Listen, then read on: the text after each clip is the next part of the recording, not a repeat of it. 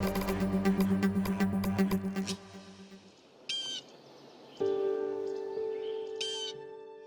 want people to know that Rhonda wasn't just beautiful. Bye, Daddy. People always are surprised when they hear this, like, no, you can't be super beautiful like her and be intelligent at the same time. I'm like, actually, she was wicked smart. Very in love. We planned on getting married in the summer. That was my timetable. They did look at wedding rings.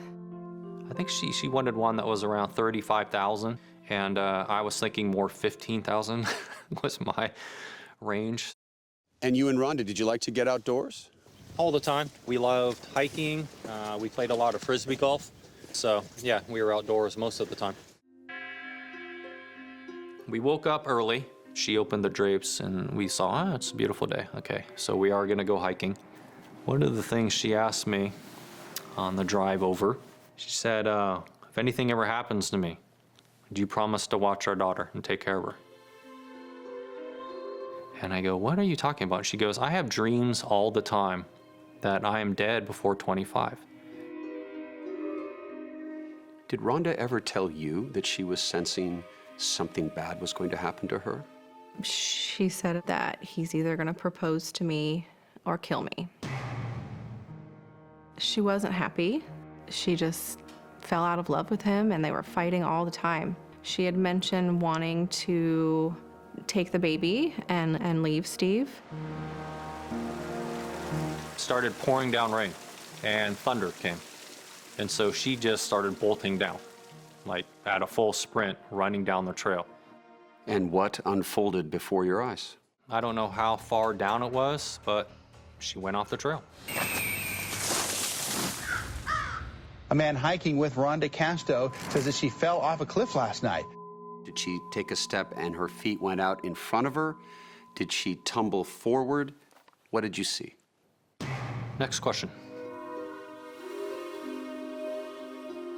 I'm Steve Nichols, and in February of 2015, I was charged and arrested for the murder of Rhonda Casto, my fiance. We're in Hood River, Oregon. It's been 6 years, 1 month, and 26 days since Rhonda fell off that trail to her death. And for the first time, Stephen Nichols will enter a formal plea. Accident or murder? Murder. Murder. And from a mother's heart and mind, you are certain of that. I am 100% certain of that. He's evil. He's totally evil. I think I've just left a path of destruction. I'm Attila the Hun, basically, going through women.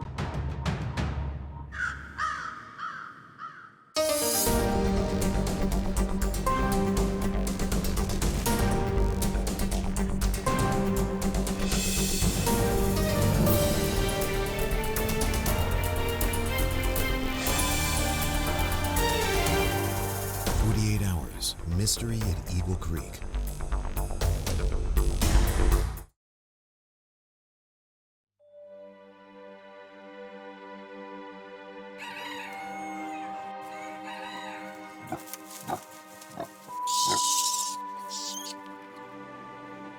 When you have a case where someone's falsely accused, you can't really separate yourself from work and home life.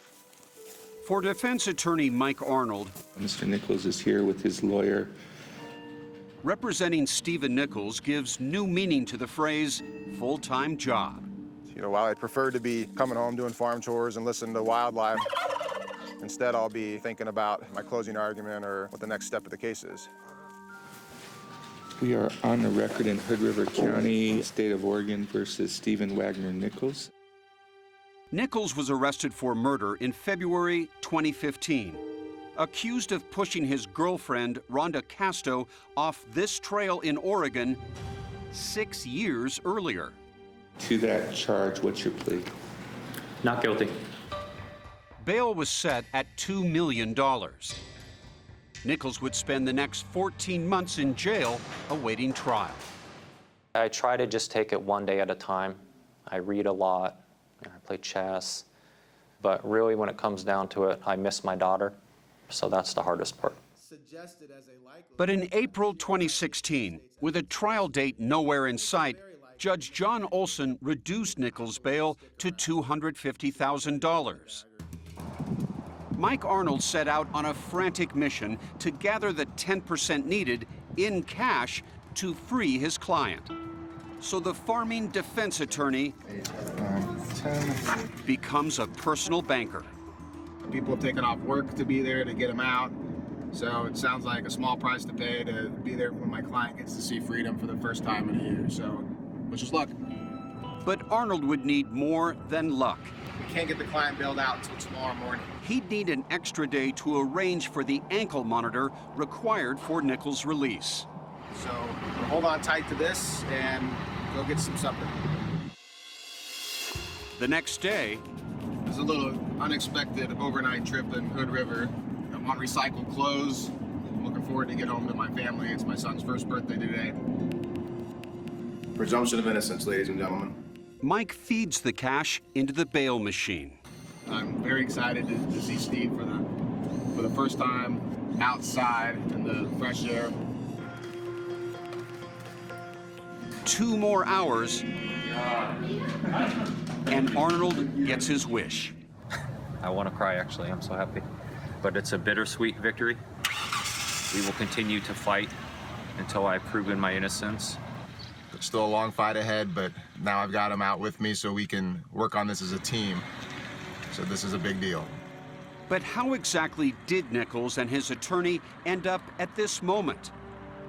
It all started 11 years earlier when a stunning 20-year-old woman knocked on Nichols' bedroom door at his home just outside Portland, Oregon. And I turn around and I look at her and my tongue pretty much hit the floor.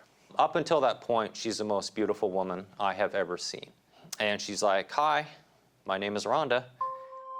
In 2005, Nichols, who was 10 years older than Rhonda and recently divorced, was working as a day trader. I had a 3-bedroom condo and the other 2 rooms were just empty.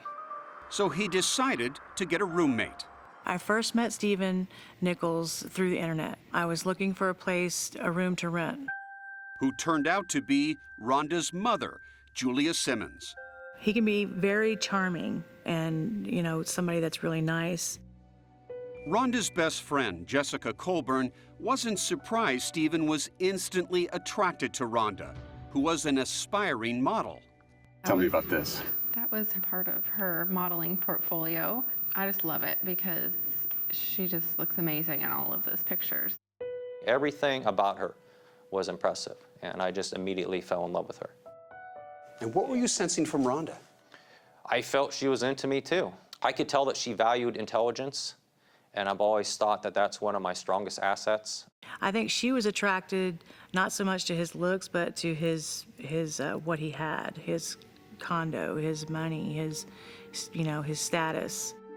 Soon, Rhonda joined her mother, Julia, in the condo, not as a roommate, but as Stephen's girlfriend.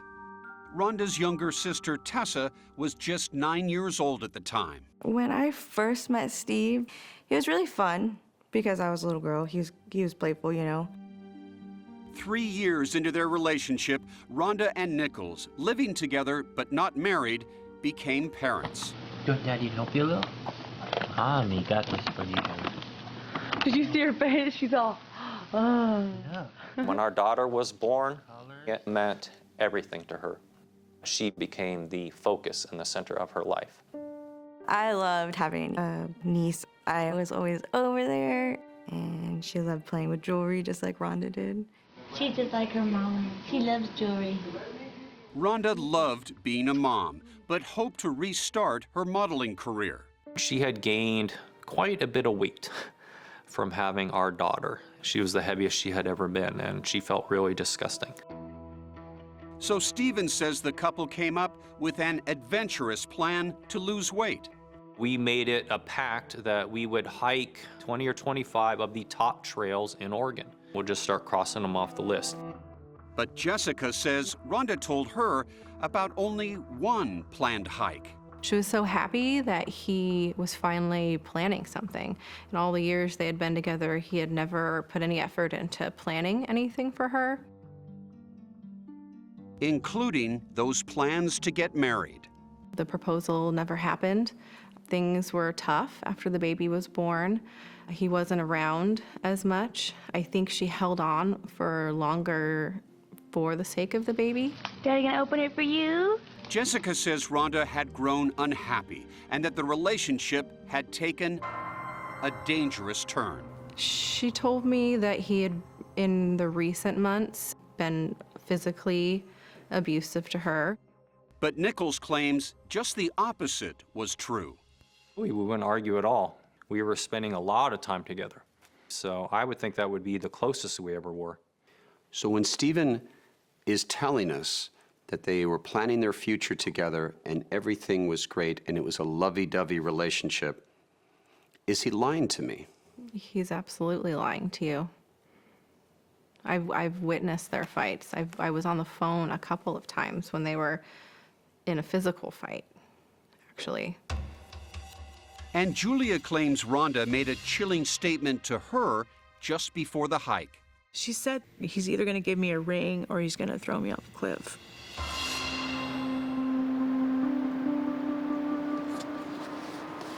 On March 16th, 2009, Rhonda and Stephen would set out on that fitness hike, and Rhonda would not live to see the end of the day.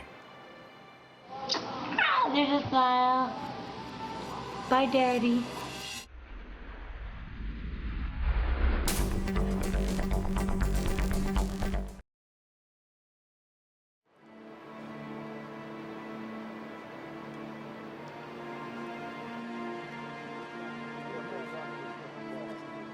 This is probably the most hiked area in the Columbia River Gorge for several reasons. One, the sheer beauty of the hike. 3 months after Stephen Nichols' arrest in 2015, his attorney, Mike Arnold, took his own investigative team up the Eagle Creek Trail, where he believes Rhonda Casto slipped and fell to her death. Inclement weather hits and disaster happens. Between the physical evidence and the science, there won't be much dispute about this being a tragic accident on a dangerous trail. Stephen Nichols says this is how the tragedy unfolded. They are heading down the trail. Rhonda was in a great mood, and jokingly, she put a towel around her shoulders and was calling herself Supergirl. She broke into a run. And according to Nichols, at this very point, she slipped on the wet path and fell more than 150 feet to her death. That was his story in 2015.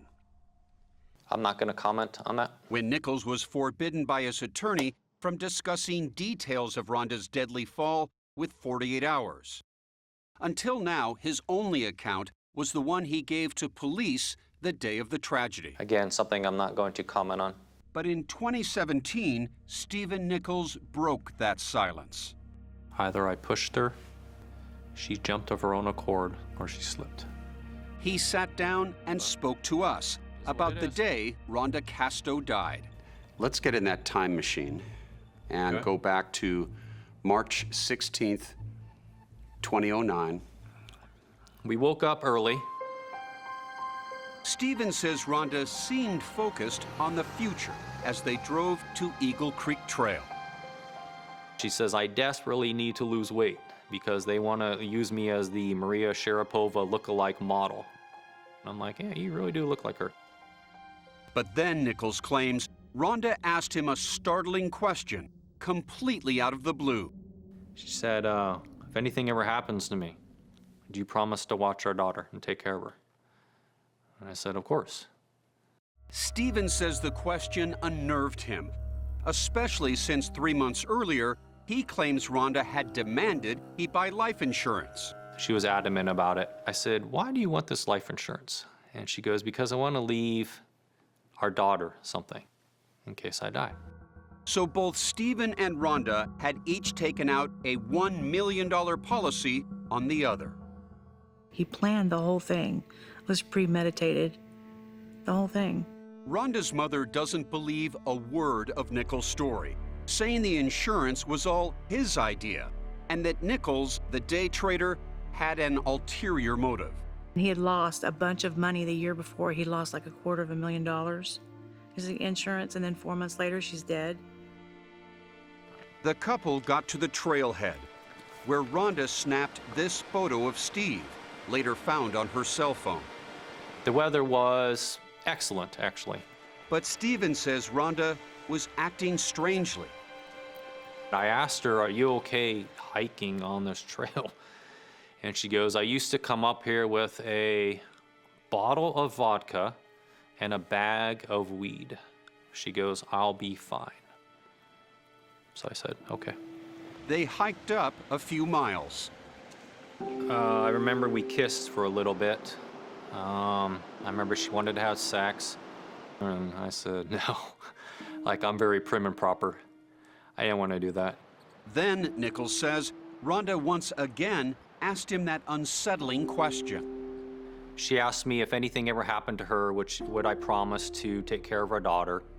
But Rhonda may have been thinking about more than their daughter. What are you saying, Stephen? I mean, I think anyone with an ounce of intelligence can fill in the blanks. You would have to look into how many times in her past she committed suicide. Attempted suicide. Yeah, of course, attempted. I mean, Nichols says Rhonda was depressed, and shockingly, that she had tried to take her own life at least 3 times before he even met her.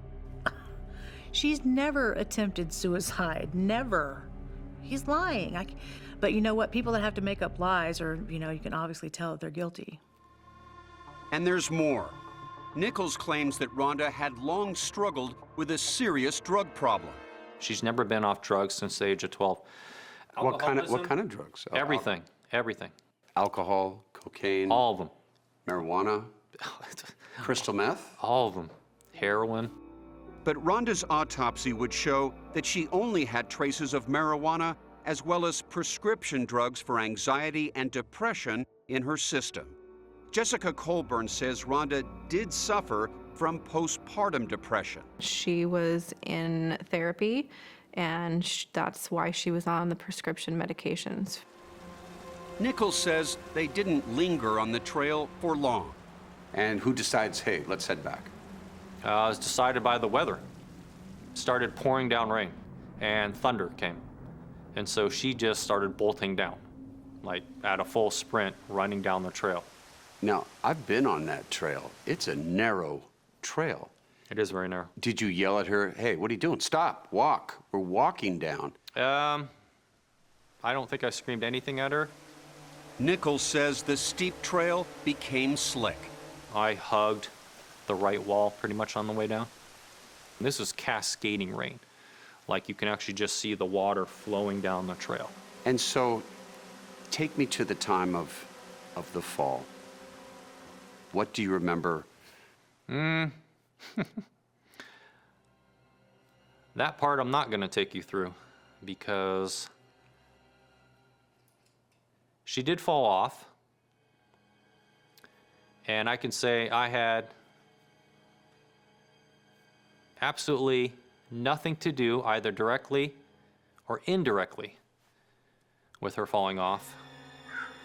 But what Nichols seems to be suggesting to 48 Hours is that Rhonda may have chosen to go off that cliff. Did she tumble forward? What did you see? Next question. Was there a large skid mark on the path where she had slipped and went off? No, there's just a footprint. Just a footprint. Mm-hmm. Steve, look at me. What you're saying is she jumped. She was going down at almost a run pace. There's a single footprint, you're telling me, at the edge of the cliff, and she goes over. That's a jump.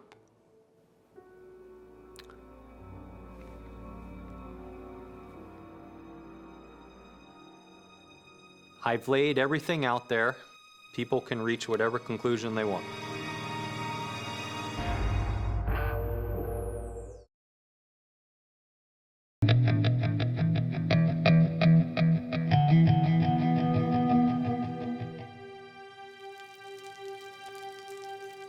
While not saying it in so many words, She did fall off, and I can say I had absolutely nothing to do, either directly or indirectly, with her falling off.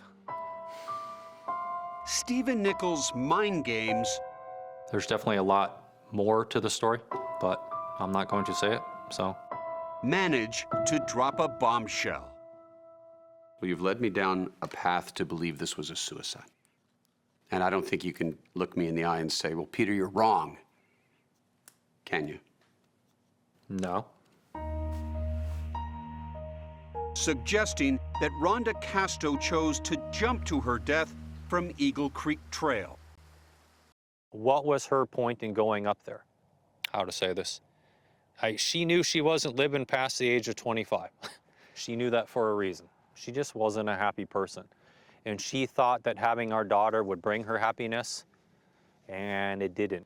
She had a 9-month-old baby at home that she loved dearly, and she loved her family. So that's just another one of his lies to take the heat off of himself. After Rhonda went off the trail, Stephen says he hiked down the deep ravine. What'd you do when you got to her? Well, I held her. That's the first thing I did when I got there. With no cell service to call for help, Nichols says he made his way back to the trailhead and dialed 911. The police never once asked me if it was a suicide. They never even brought up suicide. I just answered the questions that they asked. Why didn't you tell them back in the day that suicide was something she was contemplating? Would it have made a difference, do you really think? Nichols may have had a million reasons to keep suicide a secret. If it's a suicide, life insurance doesn't pay out. So, our daughter would have gotten nothing. Is Stephen being self-sacrificing, having said nothing about suicide until now, even as he stands charged with murder? You were willing to essentially take a bullet for that. Or is he self-serving? I think Steve is just throwing all these ideas out to throw people off the fact that he pushed her. Oh, well, she killed herself because she wanted to make a better life for her daughter. An investigation into Rhonda's death was immediately launched, and a memorial was held. Rhonda's family claims that you were not grieving, that you seemed unmoved by Rhonda's death. The exact opposite. I was crying nonstop. When I'm really, really sad, I close down. That's just the way I deal with pain.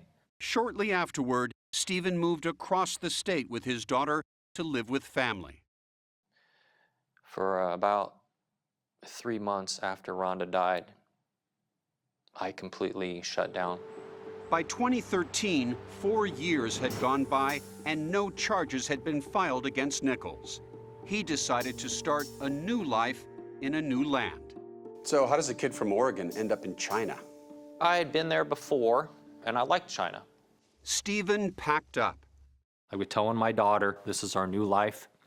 Let's make it work. And headed here to Wuxi, about 75 miles from Shanghai. I decided when I got to China, this is a whole fresh start. And I was like, America, all the past. Stephen got a job teaching English to Chinese businessmen. My daughter was absolutely thriving. A little over 2 months, and she was fluent in Mandarin. She had dance lessons, she was taking Taekwondo, she was learning to play the piano. And Stephen began to thrive too, falling in love with Landy Yin-Yan. She's beautiful, of course, but she's the deepest, funniest person I've ever met. Stephen says Landy became like a mother to his daughter. And I can say this with being with so many American women, Chinese women, all-inclusive, are better partners. It sounds so insulting to American women, but they make better partners. They make better wives. And so Stephen decided to make Landy his wife after a year of dating.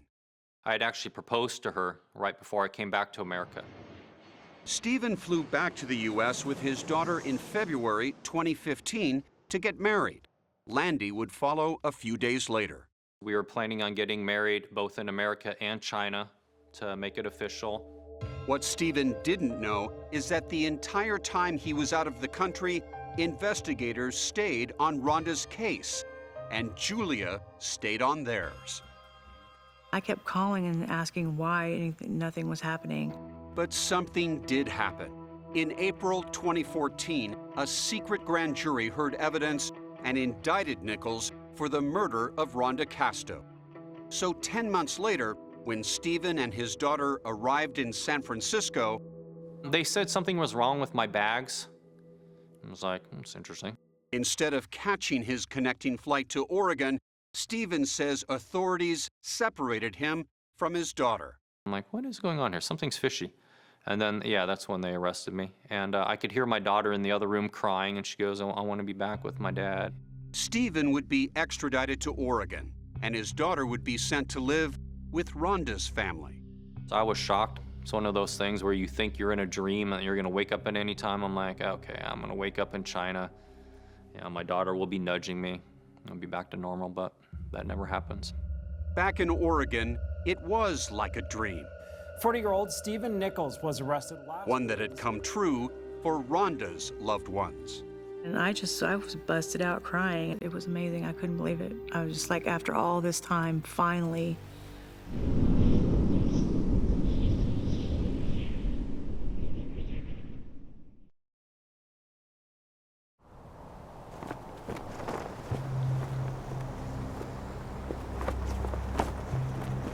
We are on the record in State of Oregon versus Stephen Nichols. For months following his February 2015 arrest for murder, When you're ready, Mr. Arnold. Stephen Nichols faced pre-trial hearings on a slew of issues, from evidence to motive. The state is present, represented by Carrie Rasmussen. Including whether there should even be a trial, since the defense considers Rhonda Casto's death an accident. Both sides called witnesses. Was this immediately investigated as a murder? No. And when did it become a homicide investigation as opposed to an accidental fall? Pretty much the next morning. I can tell that based on the injuries that she has, she landed predominantly on her legs and her pelvis. Medical examiner and forensic pathologist Dr. Christopher Young says Rhonda's injuries were mostly below the waist. The pelvis was essentially shattered. The defense argues the location of her injuries indicate Rhonda left the trail feet first, not tumbling head over heels from a push. It's a theory that could support Nichols' new suggestion of suicide. When you look at the relationship that the defendant then had with Rhonda Casto, and at the Notes from a therapist Rhonda had been seeing reveal she was depressed but not suicidal from her relationship with Stephen, which she described as loveless. what the state has to prove in this case is the defendant did a criminal act. Prosecutors hope the judge will allow them to tell jurors about some bad acts in Stephen Nichols' troubled past at his upcoming murder trial. It's something that obviously is titillating and interesting. The first one, a shocking love triangle involving another of Rhonda's younger sisters, Melanie, that may have provided a motive for murder. Do you believe that Stephen was in love with Melanie? Yes, I do. Jessica says Rhonda learned that Stephen was having sex with Melanie. And did Rhonda ever tell you how young her sister was when she first had sex with Stephen? She was 15. 15 years old. Yes. In fact, just after his arrest for murder, Stephen was indicted on 2 counts of third-degree rape and 3 counts of third-degree sodomy for allegedly having sexual relations with an underage Melanie back in 2005. He did rape my daughter, and I didn't want to believe it. In October 2016, while awaiting his murder trial, You agreed to plead guilty to 2 counts of sexual abuse with Melanie Casto. And you signed your name under this statement. I had sexual intercourse with Melanie Casto twice. Stephen insists his admission was false. Did you have sex with her? No. I'm like, well, can I take a plea and then just say, obviously it never happened? And I was told later, nope. In order to pass the sex offender treatment, you have to admit that Even though he'd be a registered sex offender, the law would allow Stephen to still fight and regain custody of his daughter, who is in the care of the state. I became desperate. I wanted my daughter back. You'll be amazed at what you're willing to sign to stay out of prison. But investigators believe there really was a relationship between Stephen and Melanie, one that continued on and off for 4 years, right up to that fateful last hike. Just a few hours before her death, Rhonda, who had learned of the affair, sent this text to her sister. I don't know what to say besides he's a piece of He used you to hurt me. I won't let him screw us up again. When you need me, I am waiting. This Rhonda sounds like somebody that doesn't care much at all about you. She's angry with you. Does sound like she's angry. I have no idea why she sent those. But Julia says she knows why. She loved her sister, and she knew that Steve was trying to drive a wedge between them. And I guess she figured it all out and realized what he was doing. On the night of Rhonda Casto's death, the defendant didn't run to where his daughter was, didn't run to his parents. The first person to whom he went was Melanie Casto. And it's not the only allegation Nichols has faced involving a minor. Less than 6 months after Rhonda's death, he was charged with 5 counts of sex abuse for allegedly touching a 13-year-old girl on the buttocks. He claims that didn't happen, but something else did. You sent sexually suggestive texts to her and a selfie with your shirt off, and you agreed to a plea deal in this case. Yeah, that was definitely, I was in the wrong on that one. In terms of sending the photo, that was... No kidding. Yeah. That's terrible. It's disgusting. It is. Nichols pleaded guilty to 1 count of sexual harassment. I have been emotionally abusive at times to people, but I've never physically hurt anyone. Prosecutors don't agree and want a jury to see this picture taken by Rhonda showing red marks left from an alleged physical encounter with Nichols. Right before they went on their hike, they had a little scuffle on the stairs, and he put some bruises on her back, and she took pictures of them in the mirror. And there are allegations of another physical assault of a woman with eerie similarities to what Nichols stands accused of now. Allegations made by his ex-wife. He did try to push his wife over a balcony in China. In November 2003, Stephen was still married to his ex, an American woman, and living in China for the first time when his spouse accused him of trying to suffocate her and throw her over the railing of their 8th floor apartment. We were both holding onto each other's clothing, and we were both yelling. Nichols denies the claim and was not charged with the crime in China, but Oregon court documents show a witness confirmed Nichols' ex-wife's account. As Nichols awaits trial in the death of Rhonda Casto, he has some pleasant distraction. My Chinese fiance, Landy, is arriving here in about an hour. I'm nervous. I'm excited. Visits from his fiance. Hello.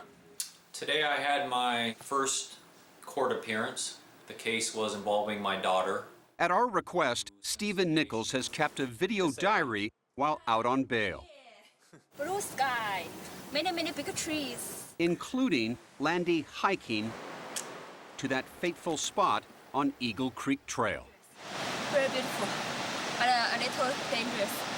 And on the eve of his trial, We're at the top of Spencer Butte in Eugene. Love the hike. This is one of the happiest days of my life.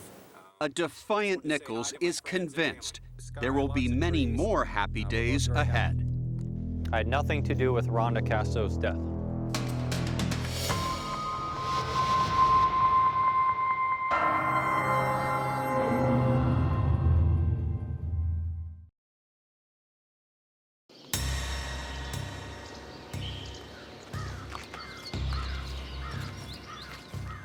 I had nothing to do with Rhonda Casto's death. You didn't push her.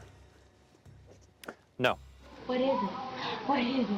What is it? So you're telling us you are completely innocent of these charges? Yes. There's a smile. In May 2017, following several hearings about what evidence could be used against Stephen Nichols, which would include his plea to having sex with Melanie, it looked like his true day in court was finally on the horizon. And then I got a call from Carrie Rasmussen, the prosecutor, and she slowly told me the news about him taking a plea. To Julia's shock and horror, there had been a settlement conference with the prosecution and the defense agreeing to allow Nichols to plead guilty to lesser charges. I started to cry. I got really upset. I just said, I was screaming on the phone to Carrie, no, you can't do this. Please don't plead out. But prosecutors knew their case against Nichols could fail. For years, the district attorney's office has believed that Mr. Nichols is responsible for the death of Rhonda Casto. But this case is not about belief. It's about the facts that can be presented to a jury at trial. What is your plea to the charge of criminally negligent homicide Guilty. and to the charge of coercion? Guilty. People take pleas for all sorts of reasons. Most of the time, innocent people plead guilty in order to gain an advantage or meet a goal. In this case, this is Mr. Nichols purchasing insurance. There's now a 0% chance that Steve goes to prison for murder, that a jury gets it wrong. Nichols was given credit for time served while awaiting trial.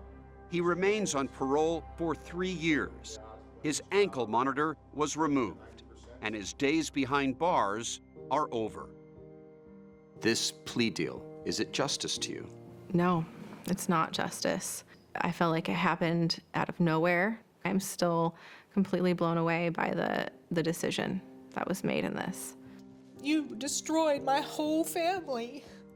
Still firmly believing Nichols is a murderer, Rhonda's mother, Julia, was allowed to address the court.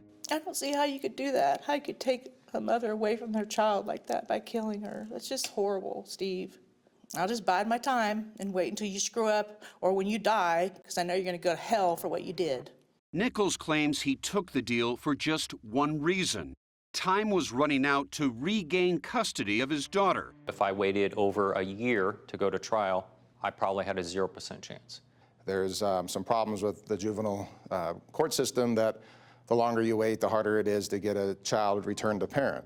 But having now admitted to inappropriate behavior with a 13-year-old girl, pleading to having sex with Rhonda's underage sister, and playing a role in Rhonda's death, Nichols' chances of regaining custody of his daughter are in jeopardy.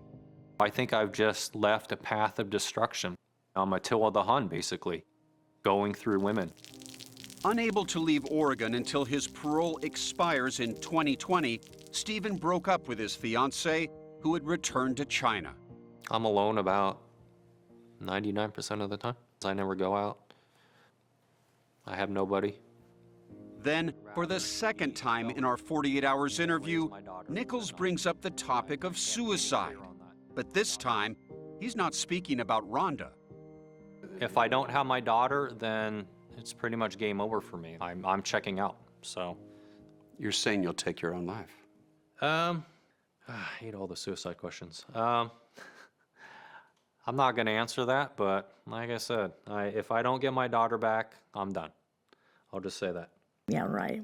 I doubt that.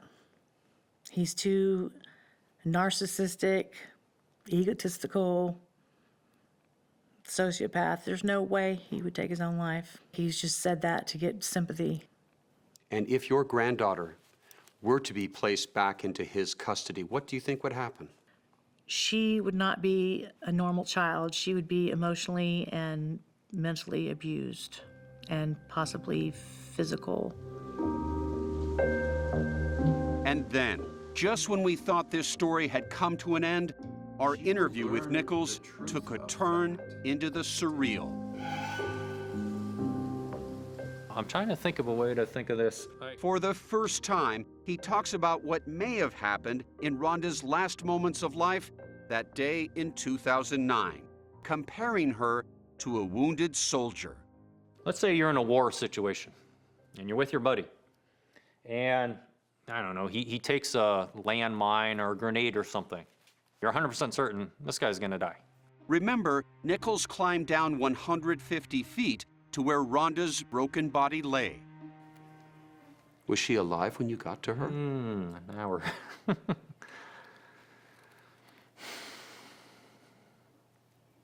And that's the part I'm not going into. Is Stephen Nichols about to admit something? Did you put Rhonda out of misery that day?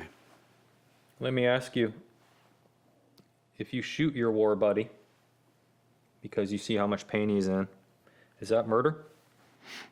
What do you say? I say no, of course not.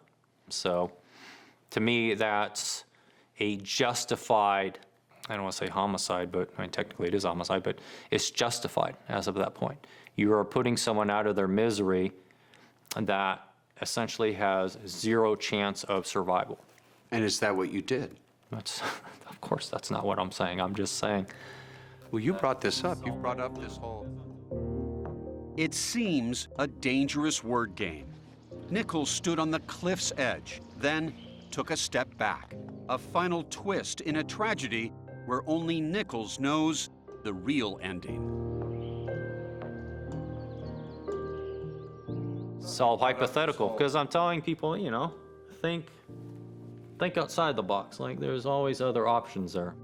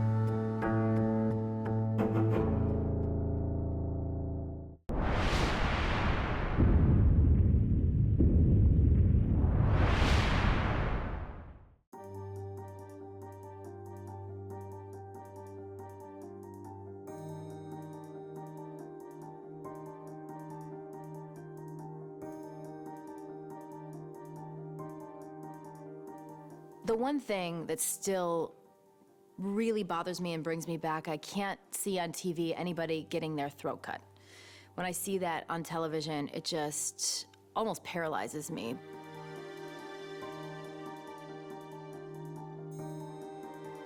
It was a bright, sunny evening in a suburb of Chicago. I was working at a shopping mall. I was 17 years old, and I had just graduated from high school. I was excited to go to a graduation party, so I had asked my boss if I could get off of work early. And where we had to park was a lot that was the employee lot across the street. And I had a CD in my hand as I'm singing out loud. And as I'm walking, I almost felt like there was somebody behind me. And I stopped and I turned around, and about 10 or 15 feet, there was somebody that was following me. And I glanced around, and there was nobody else in the parking lot.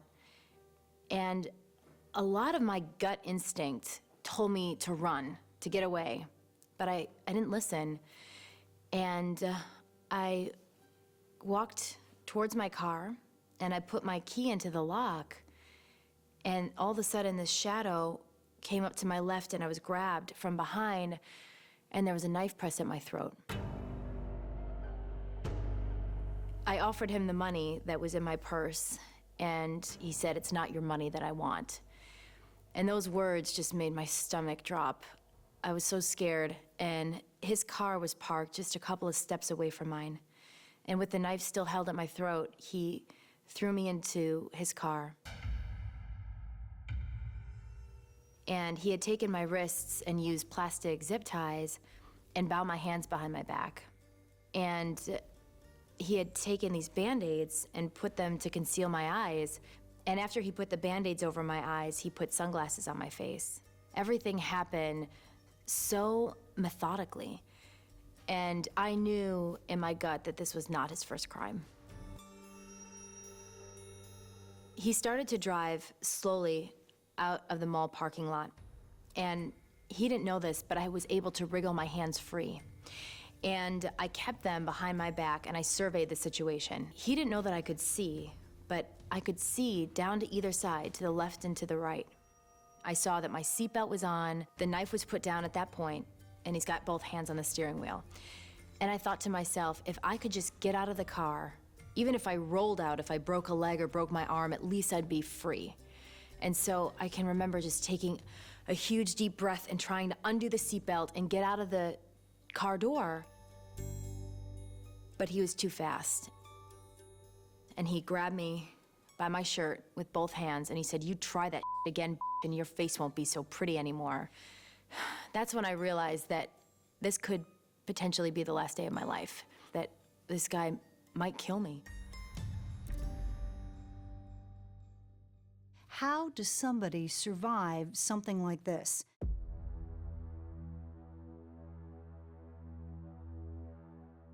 In 25 years of being a reporter, that's probably one of the most consistent questions.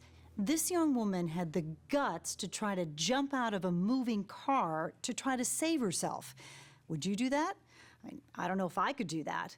You don't know until you're there.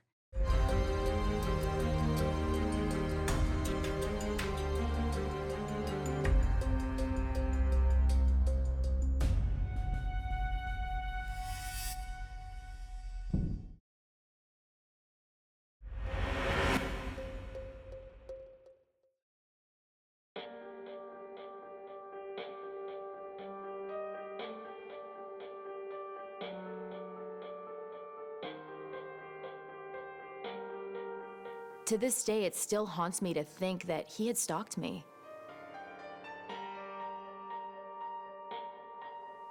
It struck me as very odd that his car was parked so close to mine and there was nobody else in the parking lot. After I tried to escape, he took my hands behind my back in a very forceful way and tied them really tight behind my back with these zip ties. And I remember saying to him, "You need to loosen these. I can't feel my fingers." And there was no emotion. He said nothing. And I remember getting this image of my mom getting a phone call that I had been murdered. And I remember at that point I started to cry, and the tears had loosened the Band-Aids, and I was able to see even a little bit more. And I made a vow to myself in that car. I said, if I get out of this alive, he is not gonna get away with it. And it was a conscious decision to remember every detail that I could. And I noticed that there was a city sticker on the windshield of his car. And I tried to remember the year and the city. The antenna was broken and taped. There was a beaded seat cushion on his seat. Looking towards my left, I could see the profile of his face. And he was in his, I would have guessed, late 40s, early 50s, but really thick glasses. His hair was disheveled, and his car was very messy. It was a Trans Am with bucket seats. And at this point, we were on the expressway. So we were driving, I would guess, for maybe 45 minutes to an hour. I'm not exactly sure. On the expressway, I noticed that there was a sign for the town Wakanda, trying to catalog. And then as he pulled off the expressway, I noticed all these street names were presidential names. So in my head, I'm cataloging all these presidential names. He had pulled off of the expressway and into a forest preserve. And I glanced around, and there's no one around. And as the car stopped, my body just stiffened.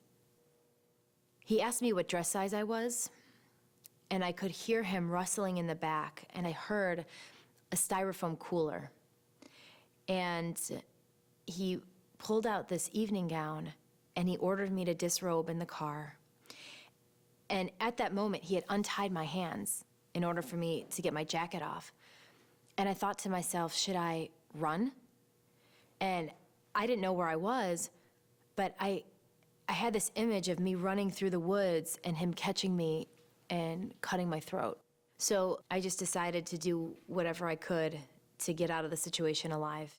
And I could feel my heart beating in my chest so fast. And he put this evening gown on me that he had taken from the back seat.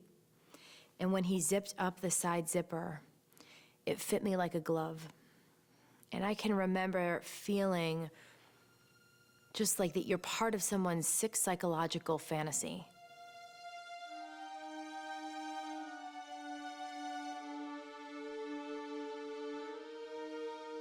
And then over this dress, he put on another blue satin dress and then another red silk jacket.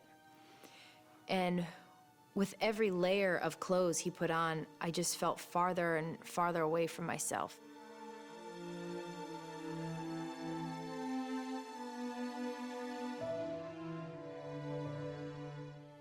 After he dressed me in this ridiculous satin clothing, I was sexually assaulted in the car. And at that moment, I didn't know if this experience was over, if it's gonna get worse, am I gonna be killed? And through that entire experience, it was the not knowing was the most terrifying. There was some tears that had fallen down my cheeks. So he had taken this silk handkerchief and he said, "Your mascara is running," and he wiped the tears from my face, and it just gave me the chills, made me sick to my stomach. And he wound up driving again. And I didn't know where we were going. And he was driving up this parking garage, and he pulled over up at the top floor. He opened the door to that stairwell of the parking garage, and he threw me in, and he ordered me to count to 100. And I can remember walking down these steps, and I found myself in an auto repair shop, and there was somebody, this man was looking down, doing his paperwork, and he looked up at me, and his face just fell, and he said, "Oh my God, what happened to you?" And I couldn't even answer. I was just in shock, and he said, "I'm calling the police." Shamrock 911. And I also had to speak to the 911 dispatcher. Hello. Hello, ma'am? Yes. Can you tell me what your name is? Angela. Are you okay? Yeah. Just real brief, were you forced into your own vehicle or someone else's? No, his. Okay, can you tell me anything about the car? Did you get the license plate or the color? The license plate, looked like it was a Trans Am. Looked like it was brown. All I can tell you, he blindfolded me. Did he sexually assault you in any way? Yes. Okay. All right, is it the officer there, ma'am? Yeah. Okay, he'll take care of you, okay? Okay, bye-bye, Angela. After the 911 call, I had to make the scariest call I've ever had to make, and that was to my dad. My dad has always tried to protect me. When I was young, I had the earliest curfew out of any of my girlfriends. I had to be home way earlier than anybody else. And I said, "Dad, listen, something bad happened to me. We called the police, and we're gonna need to go down to the police station."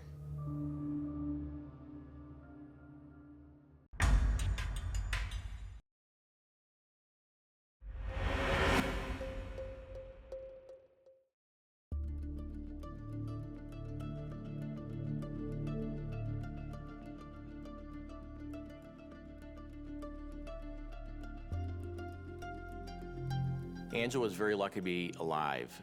We were talking about why he didn't kill her. I mean, he drove her to an area where there was nobody around.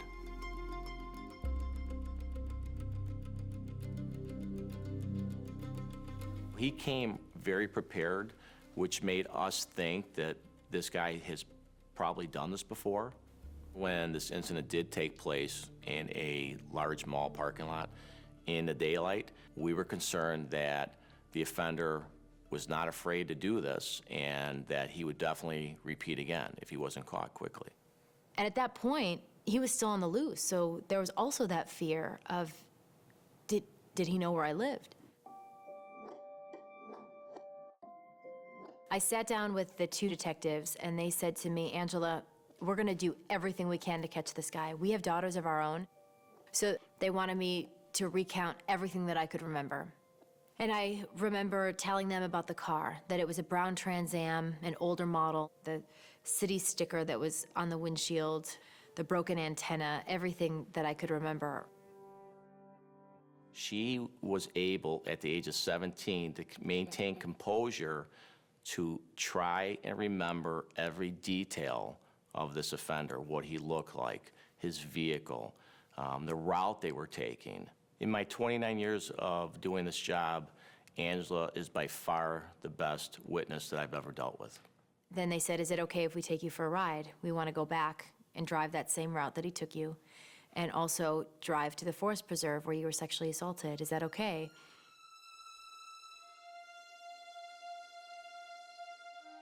And it was so eerie to relive that experience just a couple days later, to see those same street signs, to go that same route, to try and find that exact spot that he had parked in that forest preserve.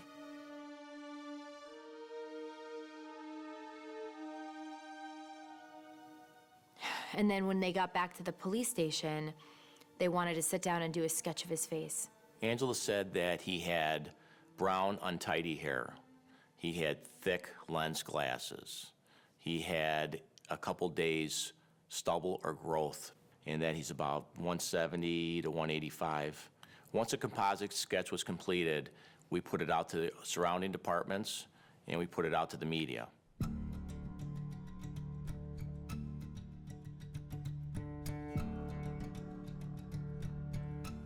I was scheduled to work the afternoon shift as a detective with the Wheeling Police Department. That morning I was home, I was watching the 11 a.m. news, and a story came on about a kidnapping and sexual assault which occurred at the Woodfield Mall in Schaumburg.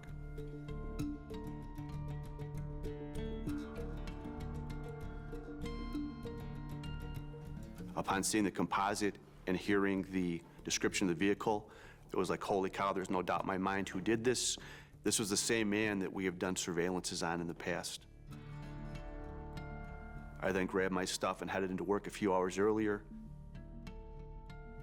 I contacted the Schaumburg Police Department. The name of the man they were looking for is Robert Coppa, and he was a convicted and paroled killer. He had decades of different crimes, from sexual assault, rape, kidnap, and he had murdered a 15-year-old girl. And to hear that word, murder, it felt like all the breath had been sucked out of my chest. He was sentenced to 30 years and then served half the time for good behavior, and he was on parole for only a year and a half when he kidnapped me. Robert Coppa is a convicted killer. But in all the time that he was in prison, he never got any psychological help. He refused all counseling. And because of that, his own parole officer was so concerned that this guy was going to be back out on the street, he called the local police department to let them know. At the time, no one was very happy that a convicted killer only served 15 years out of a 30-year sentence. My feeling was that this person needs to be put away forever. We thought, now we know who you are, we got you identified, now we just need to grab you.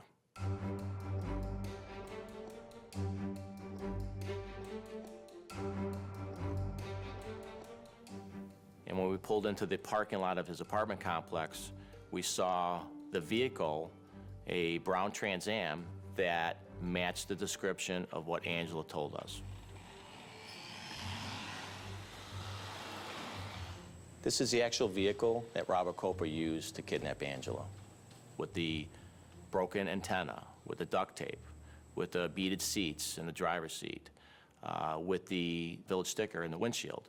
When we searched Mr. Coppa's vehicle, we found a knife with a black handle. We also found flex cuffs in the vehicle that matched.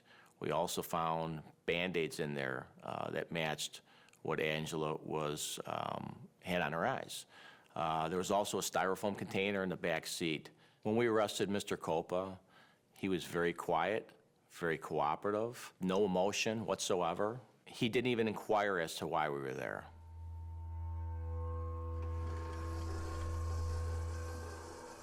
When I walked in to pick him out of the lineup, it was really scary to see his face again.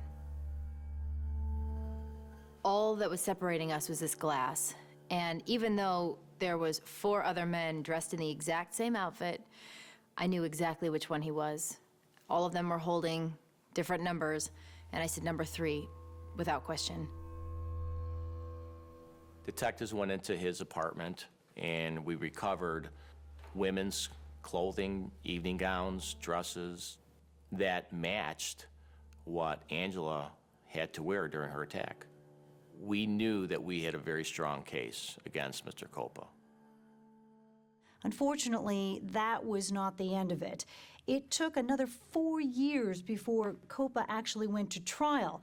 And when he finally did get to trial, his public defenders had an interesting take on his defense. They tried to convince the court that their client was insane.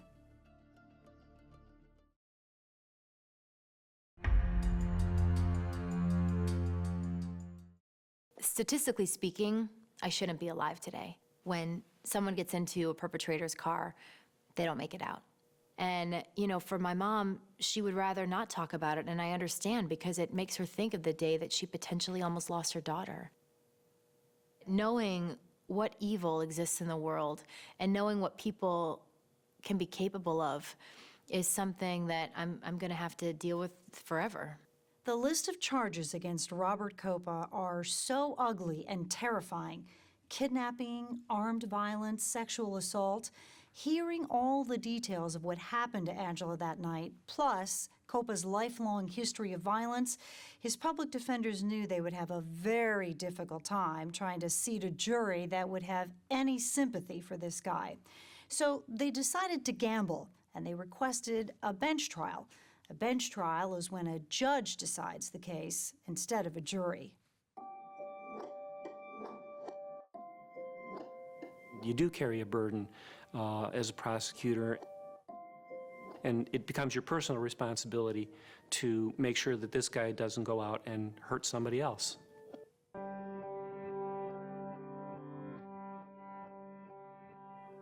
Robert Copa pleaded not guilty by reason of insanity, and the defense strategy was to show that he had had over the years a series of head injuries, including a motorcycle accident, which had given him traumatic brain damage and affected his impulse control.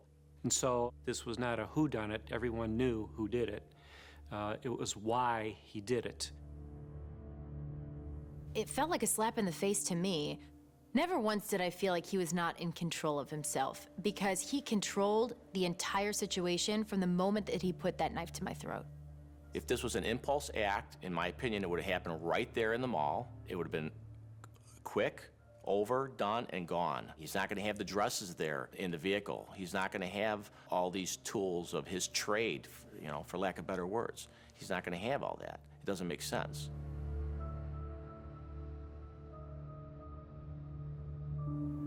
Testifying was a really, really difficult experience. And seeing him in court, and he just stared at me, and I remember having my hands kind of clasped in front of me and just digging my nails into my hands, because it was just such a, because it's not only the experience of you testifying, but also being cross-examined by the defense attorney. As a witness, Angela was strong. She stood right up in the witness box and pointed directly to Mr. Copa and said, "That's him right over there." This incident had obviously been seared into her mind, and she remembered the details years later as if it had happened to her the day before.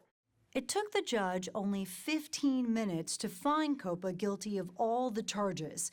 But convicting Copa of the violent crimes he'd been accused of was never really the problem. The problem was trying to keep him off the streets so he couldn't do it again. But this time around, it was life in prison with no parole. So this time around, he went away for good. When the judge said that he was being sentenced to life with no possibility of parole, this wave of relief just washed over me, feeling this sort of peace. to know that he wasn't going to hurt anybody else again.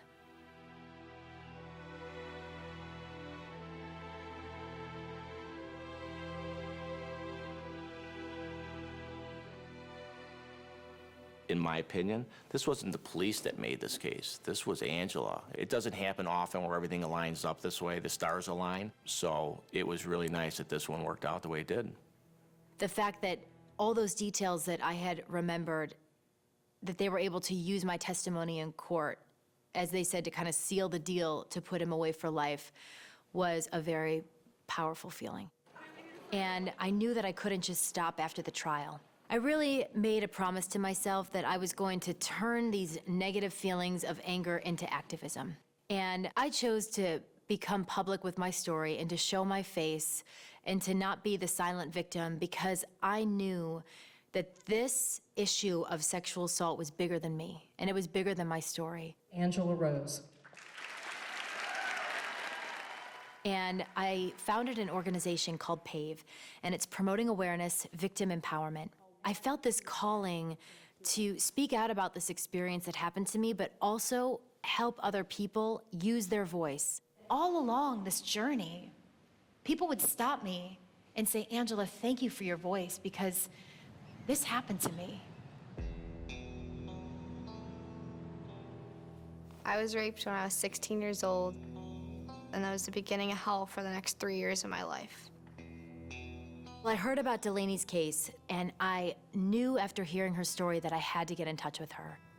And, I started crying because it was the first time that someone actually had taken it upon themselves to go out of their way to try to help me.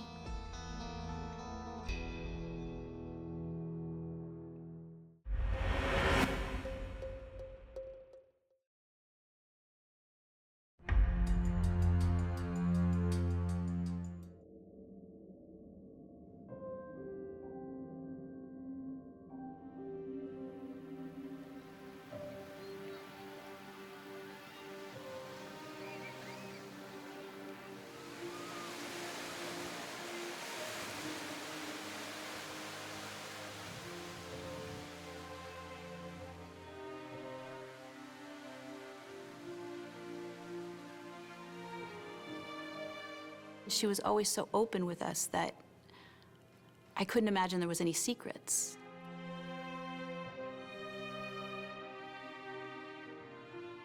Delaney was always a happy, bubbly, bouncy kid. She played every sport, and every sport she played well. Delaney had a lot of friends. Her birthday parties were always big events. But in the summer of 2011, we noticed started out as subtle changes that became major changes, and we couldn't figure out what it was. She was starting to have panic attacks, and she would just say, "Nothing's wrong, Mom, I'm just nervous about school starting."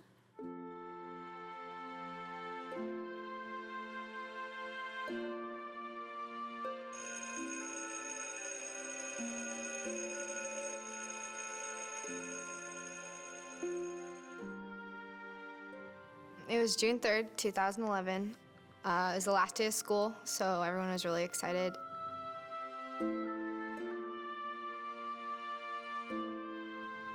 We decided to go to the beach to celebrate the last day. Me and my two girlfriends went, hung out for a little while, and then we came back to my house because my parents weren't home. My two friends invited boys over to my house. We smoked marijuana. I'd never done it before, so I was really nervous, but I figured, why not? My parents aren't home, so I just decided to try it for once. We were all sitting around the table, just laughing, enjoying the night. I started to get really lightheaded, so I got up and walked to my bedroom and decided to just lay down and kind of rest, and I closed the door. And eventually, I heard whispering and footsteps, then realized that it was the two boys. And at that point, I knew something was wrong, and they came in and they raped me.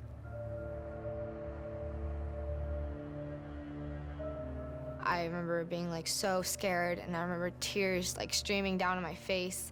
I just remember feeling the guilt of this is my fault, I can't tell anyone. At the end of August in the summer of 2011, I got a call from one of Delaney's friend's moms, and she told me that her daughter had come to her out of concern because Delaney had divulged to her a secret that she couldn't hold, that Delaney had been sexually assaulted by 2 boys in her school. And at first, I told that mom, no. You know, this is my kid. I would know if something like this happened because I'm a good mom. So we were in the car and we pulled in the driveway and I turned to her and I said, you need to look me in the eye and tell me whether this happened. And she started to cry and she just nodded her head and she couldn't look me in the eye. And there's no handbook that says how to handle those moments. But I knew I had a major battle on my hands. I just didn't know how big it was going to be. Her dad and I knew that it was important to report it to the police, and she just kept saying, they're going to kill me, Mom, they're going to kill me. They're coming after me, they're going to kill me. I'm not going to report. If you make me do it, I will lie. I will say it didn't happen. One of the 2 boys that Delaney says raped her was only 16 years old, a minor in the eyes of the law, so we're not going to use his name. But the other was 17 years old, Shane Villalpando. This is a kid who was very well known, very well liked at her high school. He was an athlete. Every single person on campus knew who Shane Villalpando was. He was the popular kid. He was the one who everyone looked up to and respected. He basically owned the school. That entire summer, I never came out of the house. I never again slept in my bed. I slept on the couch, and I can honestly tell you the first day of school, when I went back, it was probably the most terrifying day.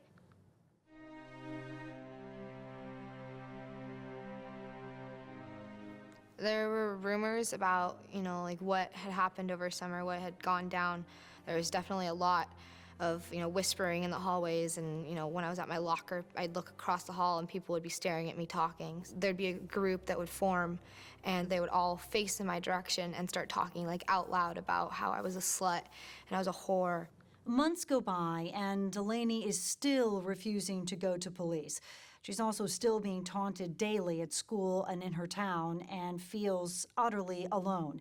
Until one day she realizes she's not alone.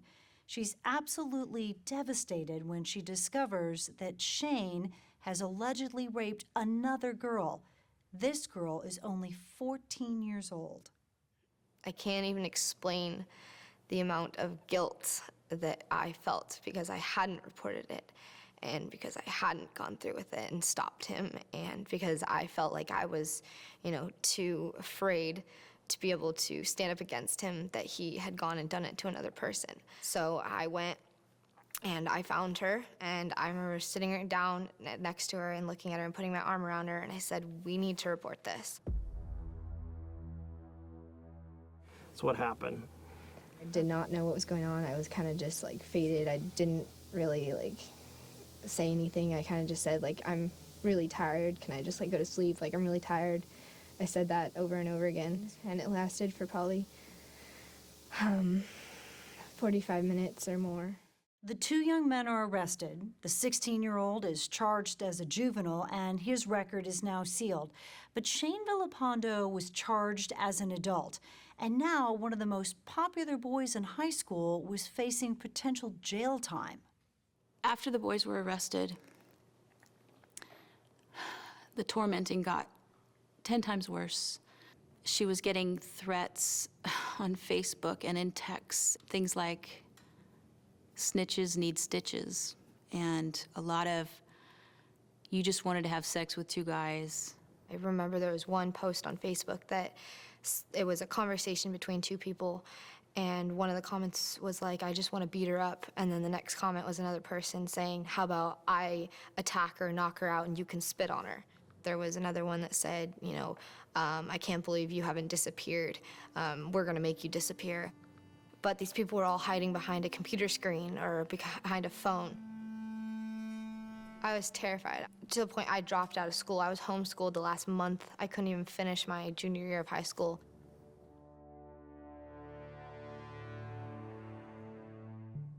It wasn't surprising that Delaney was experiencing this harassment after reporting her sexual assault.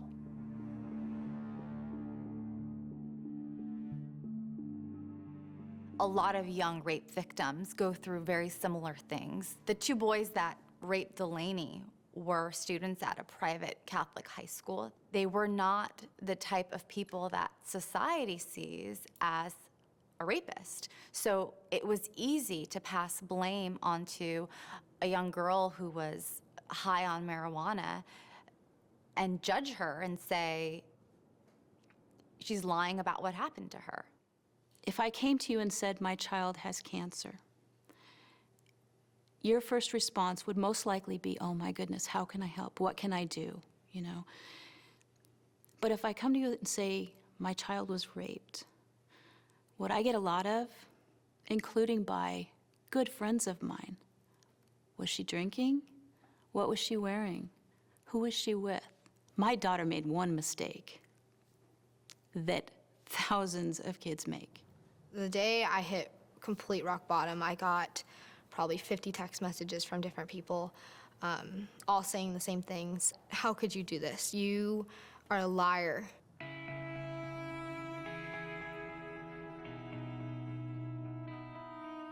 She locked herself in the bathroom, and I knew.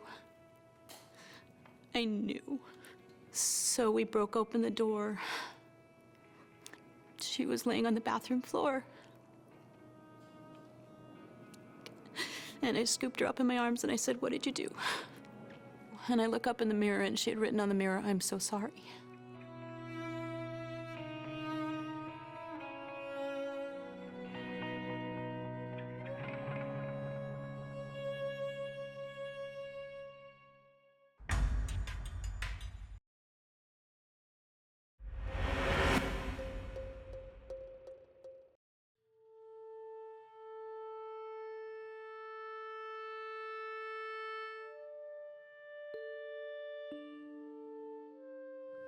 Friends that I had talked to every day wouldn't even look at me in the hallway.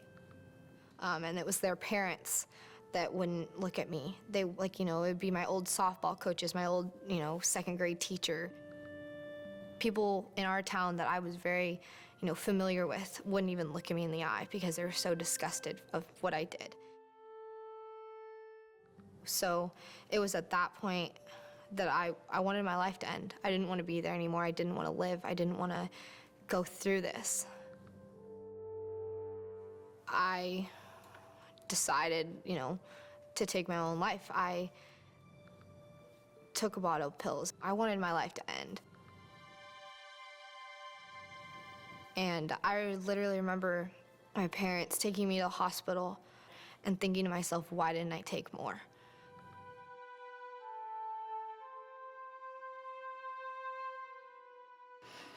And she turned to me and said, go ahead, Mom. Go ahead, yell at me. And she goes, I've lost everything. I lost my school. I've lost my friends. So these are moments that you think, God, if just one kid had stood up with her, if one kid had just said, I believe you, it would have changed so much. I think a lot of people would say, get tougher skin. You reported the crime, so you're expected to follow through with the consequences. For people like Delaney, it wasn't just words. It was very deep to her, and it ate her up alive.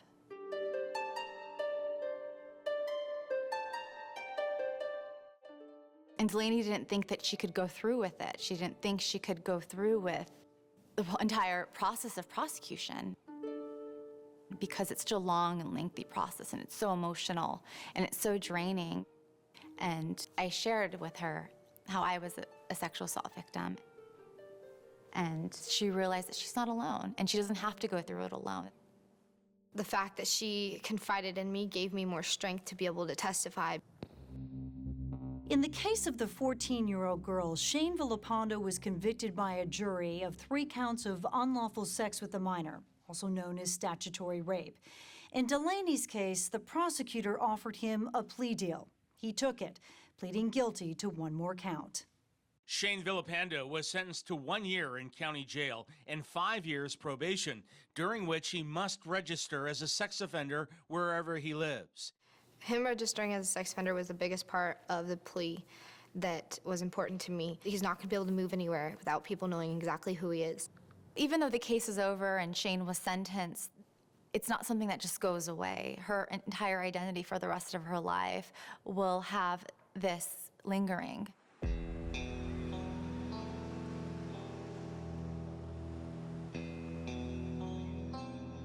So I think that for Delaney, the healing process has just started. Even though I'm in college in another state, I do come home, you know, every so often to visit my family, but it's not the same. I still can't sleep in my old bedroom. They built another room inside the garage for me. It's not my home anymore. It's more just a place I go to visit my family. For Delaney, the ordeal was far from over. One night, she logged on to Facebook only to discover that a friend of Shane's, a local rap artist named Anthony Murillo, had written a really nasty song about her, and he recorded it. It not only disclosed her full name, but the 14-year-old's as well, and it seemingly went on to threaten her. I said go and get the fade, 'cause you're gonna end up dead. You're gonna be laying on that bed, because I'm coming for your head. About 2 o'clock in the morning, we get a call, and her dad, Chris, answers the phone, and the only words he hears out of her sobbing is, "Daddy, I'm so scared, I'm so scared." She was terrified. I knew that this had to immediately go to the police because I was scared for my life. You know, I thought I was going to be killed. Wannabe rapper Anthony Murillo is facing 2 felony counts for threatening to kill 2 rape victims in a song he posted online.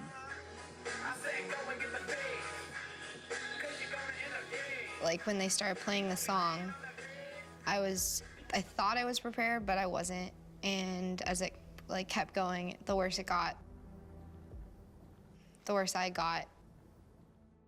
In the end, the judge dismissed the felony charges against Anthony Murillo, saying although the lyrics were offensive, they were not genuinely a threat to anyone, including Delaney.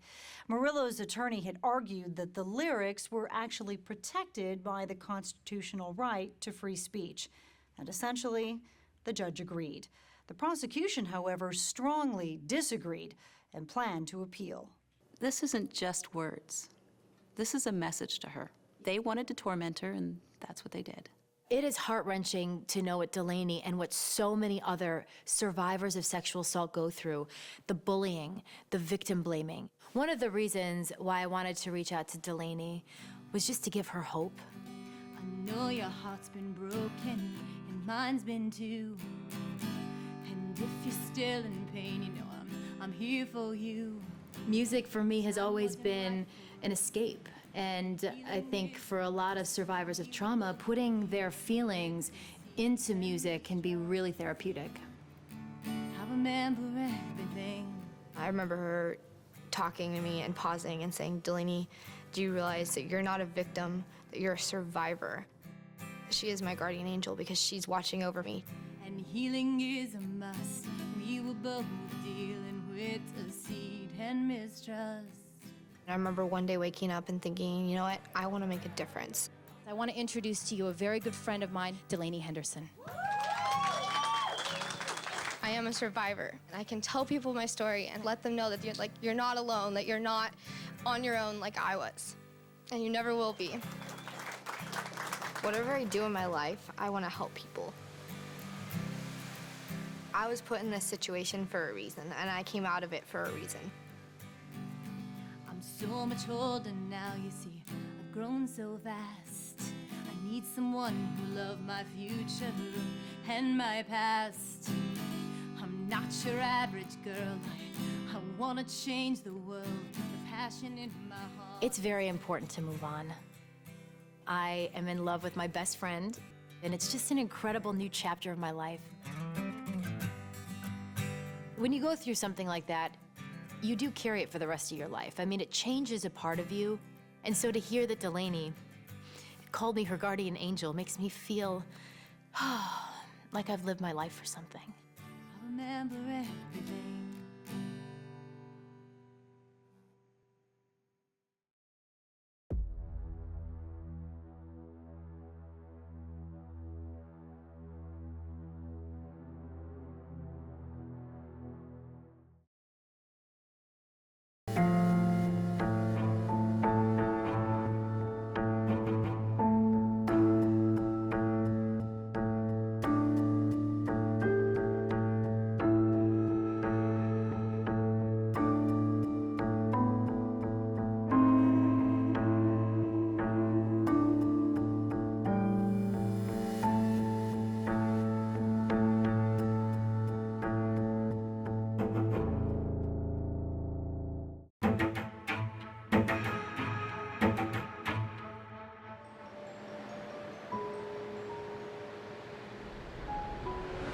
Hi, this is Conrad Roy.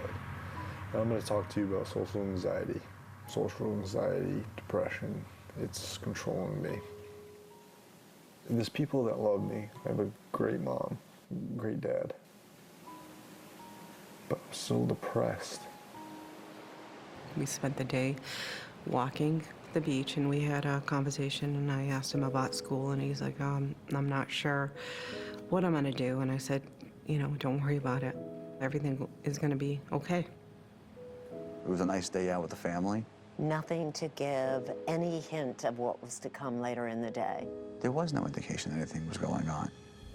I've created a monster out of myself the past few years because of my depression.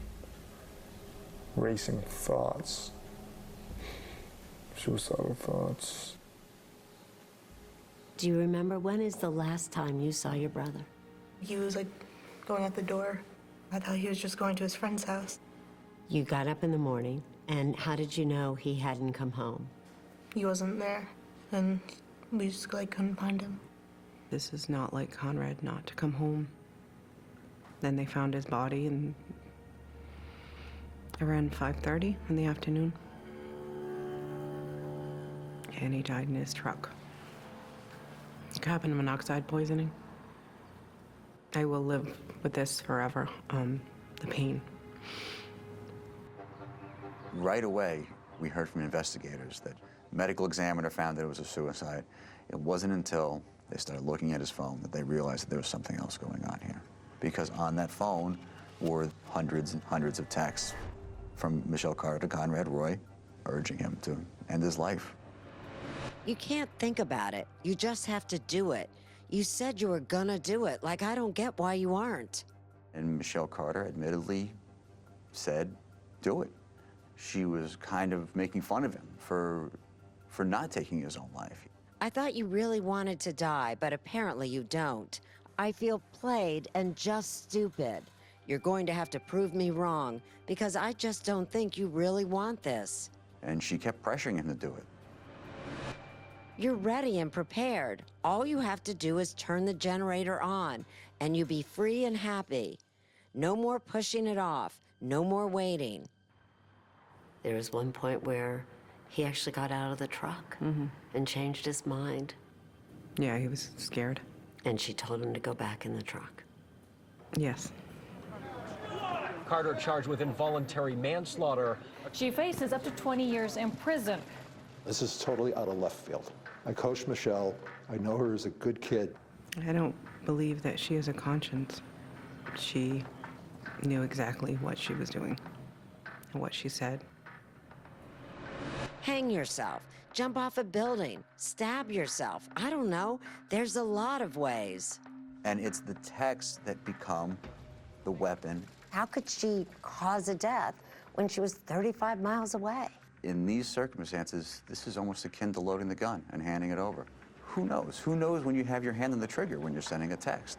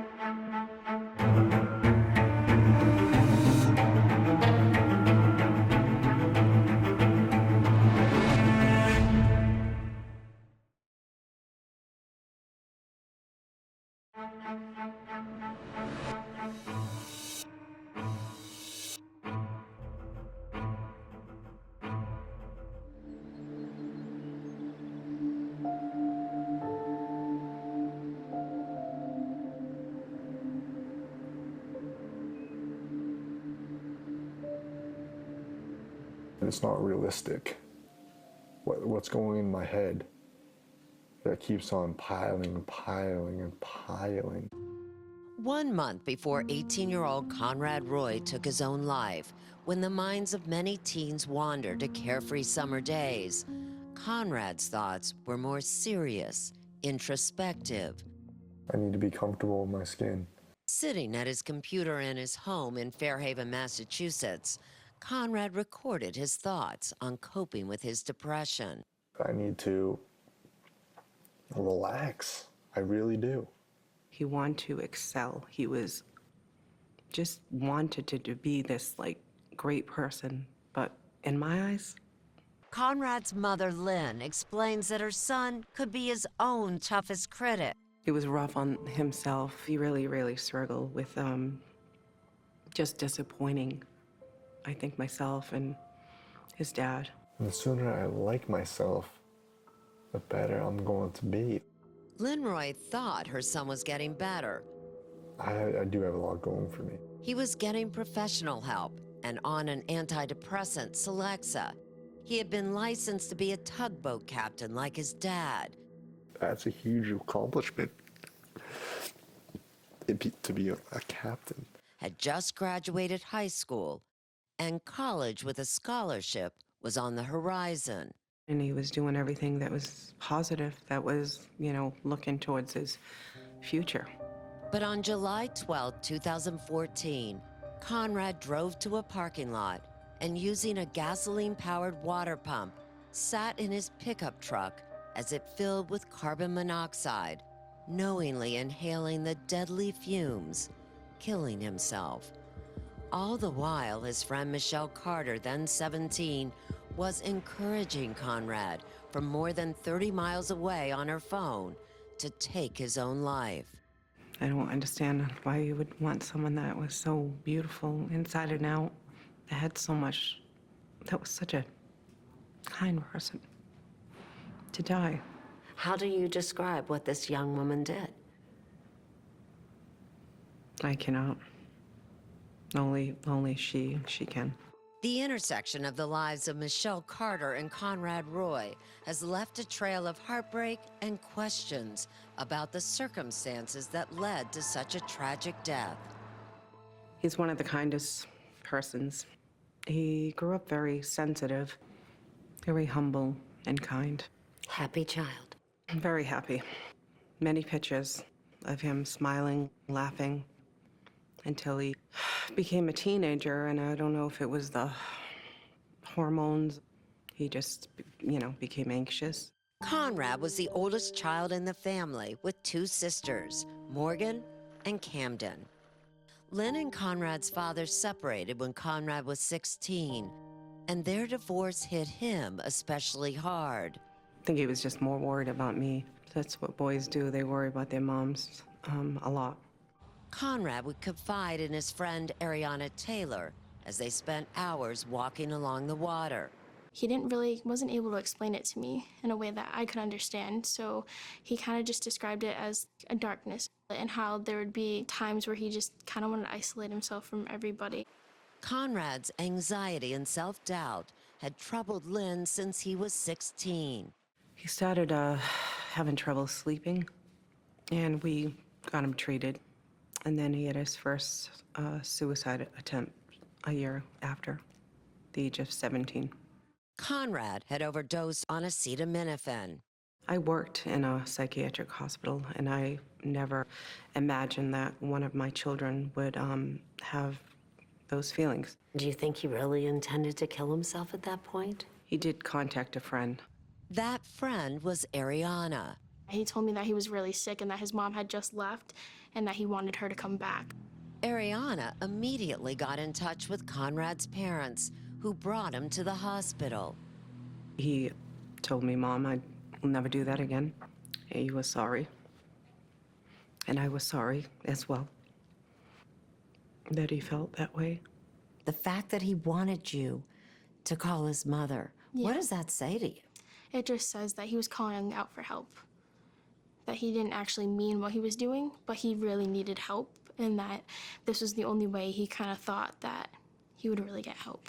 And that help seemed to be working. He actually was getting a lot better. He told me about how he was going out. He was going to, like, the high school parties and just hanging out with everybody. I was like, that's amazing. Michelle Carter was another friend of Conrad's. They met in 2012 while both were vacationing in Florida.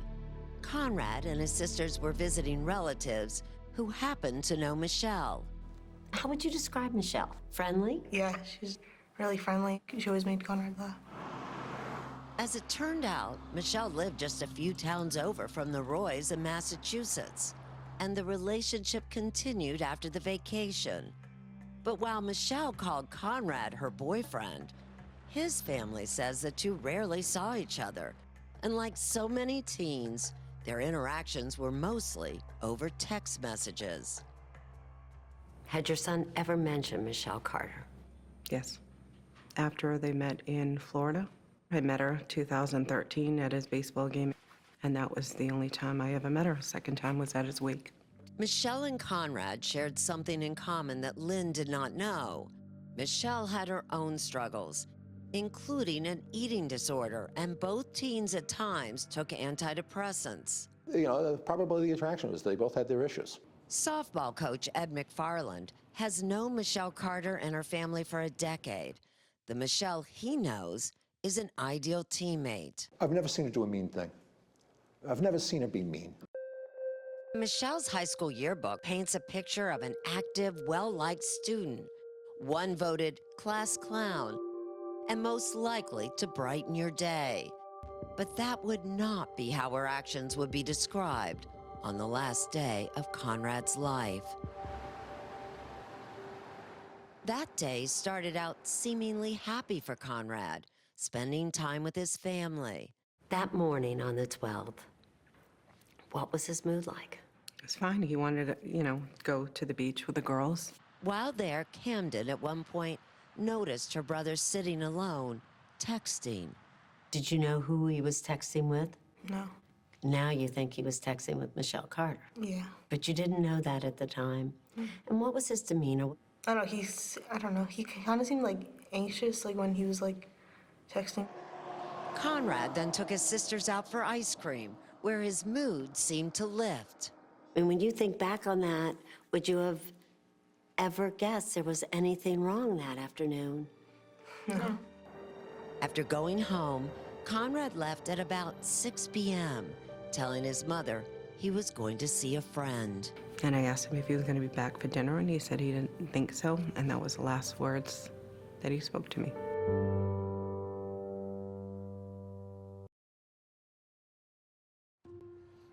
It was July 12, 2014, the heart of summer in New England. Conrad Roy had headed out in his pickup truck around 6 p.m. As the evening passed, Lynn checked to see when he'd be home. And I texted him, I don't know, before I went to bed, maybe around 10:30, 11, and then I texted him again in the middle of the night. Conrad didn't respond. Still, Lynn figured everything was okay. She believed he had beaten back much of his anxieties. That night, Conrad's sister Camden unexpectedly heard from Michelle Carter, that 17-year-old who had battled her own mental health issues and lived about an hour away. How surprised were you that you suddenly got a text from Michelle? And I thought she was just like his friend, but in the text, she said, like, we're boyfriend and girlfriend now. And I was just like, I looked at my mom, I was like, they are? Whether teenage love or something else, Michelle was sending out the word. Had anyone heard from Conrad Roy? And what did she text you exactly? She was like, hey Camden, like, do you know where your brother is? Was that unusual for him not to come home? Oh yeah, absolutely. That was not like him at all. It was sunrise and still not a word. So in the morning, I went to by Ariana's house and he wasn't there. And so that's when I began to search. Where is he? What happened? We went by Dad's house. There's no sign of him. Maybe an hour later, I felt like this rush go through my body that I've never felt in my life. And I felt at that point that he wasn't with me. On the afternoon of July 13th, police found him inside his pickup truck, parked at the local Kmart, his cell phone right next to him. And he died in his truck. Carbon monoxide poisoning. Like, got in the car and my mom was just like crying, like the most I ever seen her cry. And she was like, he's gone. And like, she was just like, your brother's gone. It still hurts just as much as it did then, doesn't it? I will live with this forever, the pain. Like, I don't get why it happened. Why did it happen? Why did it happen to him? And Michelle seemed to take Conrad's death as hard as anyone. Once again, a text was her choice of communication, this time to Lynn. I am so very sorry. Conrad meant so much to me. No one questioned the suicide until cops got a hold of Conrad Roy's phone. It would prove to be an investigation like no other. No gun, no knife, no crucial DNA in this case. Only this, a trail of words, starting with those on the cell phone. Messages with Michelle Carter. And once investigators found this dialogue, they knew that there was something else up. And they wanted to get to the bottom of it. Former Boston Herald legal columnist and 48 Hours consultant Bob McGovern. And so this thing turned from a suicide investigation into a homicide investigation. Michelle seemed to be encouraging Conrad not to live, but to die. Texts flew between the two of them for more than a week, right up to the moment he took his own life. I'm determined. I'm happy to hear that. When you get back from the beach, you gotta do it. No more thinking. Yes, no more thinking. You need to just do it. But now, with Conrad Roy dead, Michelle seemed devastated, acting as if his death was a total surprise. When it came to the funeral, she sat up close to kind of where the family area was. I always described her as seen as the grieving widow. She was just constantly like sobbing. And 2 months later, Michelle even held a fundraiser to honor Conrad in her town of Plainville. That fall, investigators interviewed Michelle Carter at her high school. Do you think you had contact with him that day? I think so. But Michelle's story was riddled with holes, and police weren't buying it. They poured through her cell phone. Her texts ranged from urgent to ominous, like one sent to her friend Samantha Boardman on July 12th at 8:02 p.m., just minutes after police believed Conrad killed himself. He just called me. I heard moaning like someone was in pain, and he wouldn't answer when I said his name. That text was followed by another. I think he just killed himself. Michelle was texting her friend, but what she wasn't doing was calling for help. And there was at least one more text found on Conrad's phone that now seems telling. Only moments before he died, Michelle asked him this: "Did you delete the messages?" Police would extract more than 1,000 deleted text messages between Conrad and Michelle. Some showed his fear and reluctance to take his life on the very day he died. I don't know, I'm freaking out again. I do want to, but like I'm freaking out for my family. But even as Conrad panicked and considered abandoning his plan to die, Michelle egged him on. She described it to her friend Samantha that September in this text. "Sam, his death is my fault. Like, honestly, I could have stopped him. I was on the phone with him, and he got out of the car because it was working, and he got scared, and I effing told him to get back in." The road to justice would be complicated. Massachusetts has no law against encouraging or assisting suicide. And Michelle was miles away when Conrad died. People don't realize in our generation, texting does a lot. It's like having the person right there in front of you when you're texting somebody. And the Supreme Court of Massachusetts seems to agree. In the summer of 2016, the court ruled that even though Michelle was an hour away when Conrad Roy died, she had a virtual presence that night in that pickup truck. It's a controversial legal theory born out of a digital world. And so nearly 3 years later, Michelle Carter will stand trial in this courtroom for involuntary manslaughter. Michelle's attorneys, fearing how the text would play, advised her to waive her right to a jury trial. She put her fate in the hands of veteran judge Lawrence Moniz. Are you doing that of your own free will, knowingly and voluntarily? Yes.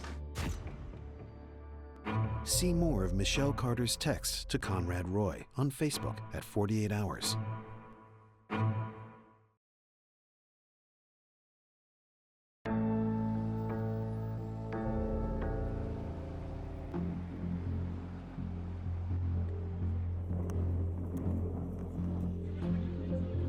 She assisted and devised and advised and planned his suicide.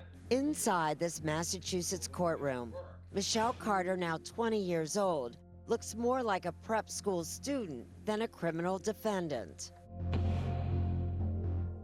And on July 12th, 2014, as his truck was filling with carbon monoxide, he was scared. He got out.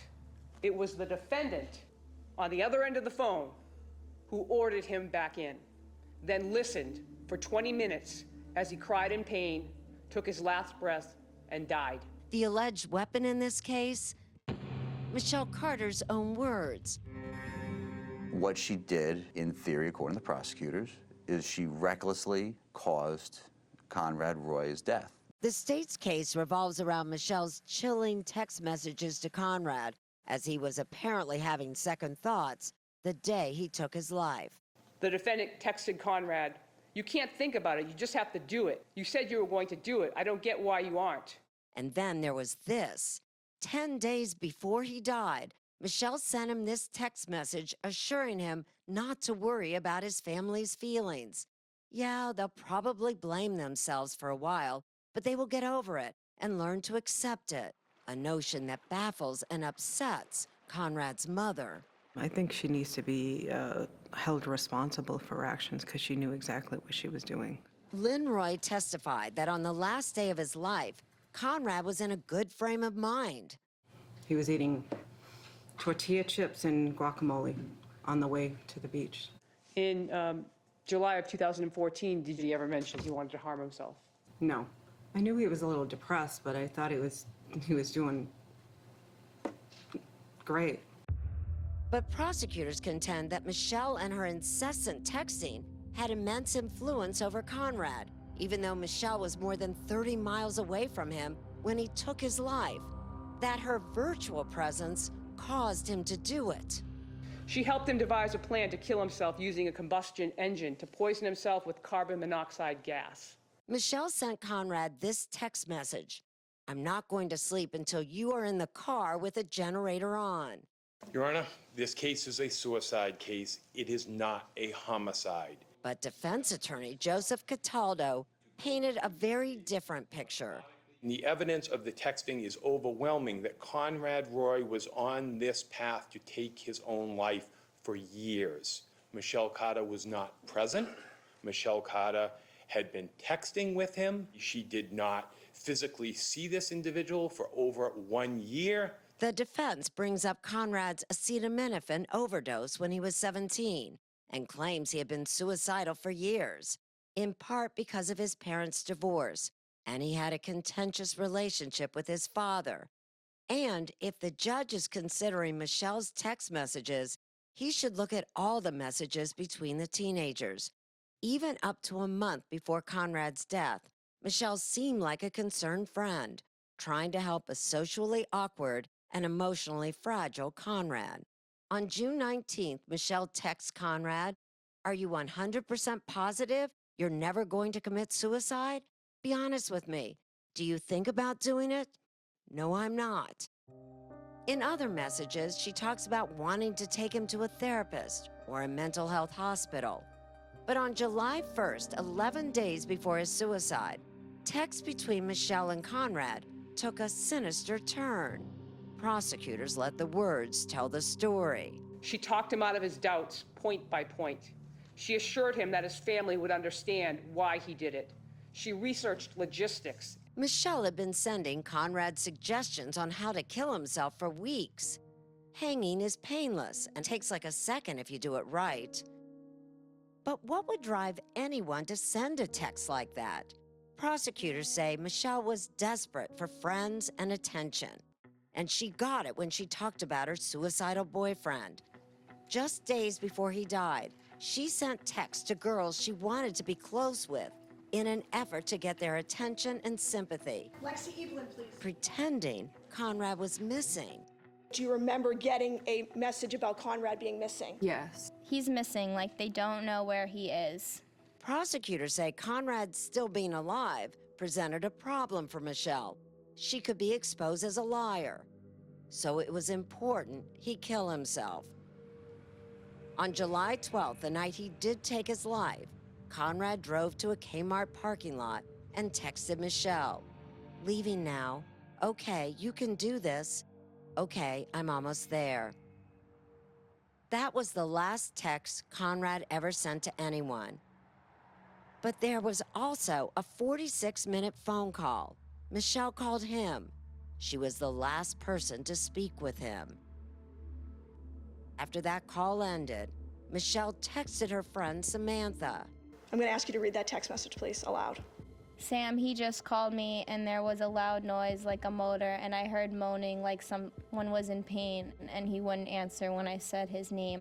I stayed on the phone for like 20 minutes and that's all I heard. Then, 27 minutes later, Michelle sent Samantha another text message. I think he just killed himself. Prosecutors say Michelle, within hours, began building a virtual alibi. Knowing that he was likely dead, she began acting like a concerned friend, sending Conrad this text message. "I'm scared. Are you okay? I love you. Please answer." Michelle showed little emotion at the trial. Her defense relies on this psychiatrist, Peter Bregan, to explain her behavior, even though he was not treating Michelle at the time. He testifies that she was involuntarily intoxicated by an antidepressant drug she started taking 3 months earlier, Celexa. She was enmeshed in a delusion where she's thinking that it's a good thing to help him die. But prosecutors completely dismiss that theory. She does not tell the Roy family about being on the phone with Conrad the night before, does she? His dead body is in a car 24 hours, and she withholds that information. Inexplicably, Michelle sent more than 80 texts to Conrad after he died. In some, she even apologizes for not saving him. But it wasn't just Conrad she texted. The prosecution is hoping the judge pays particular attention to this text that she sent to her friend Samantha a week after Conrad's body was discovered. They have to go through his phone and see if anyone encouraged him to do it on text and stuff. They read my messages with him, I'm done. His family will hate me, and I could go to jail.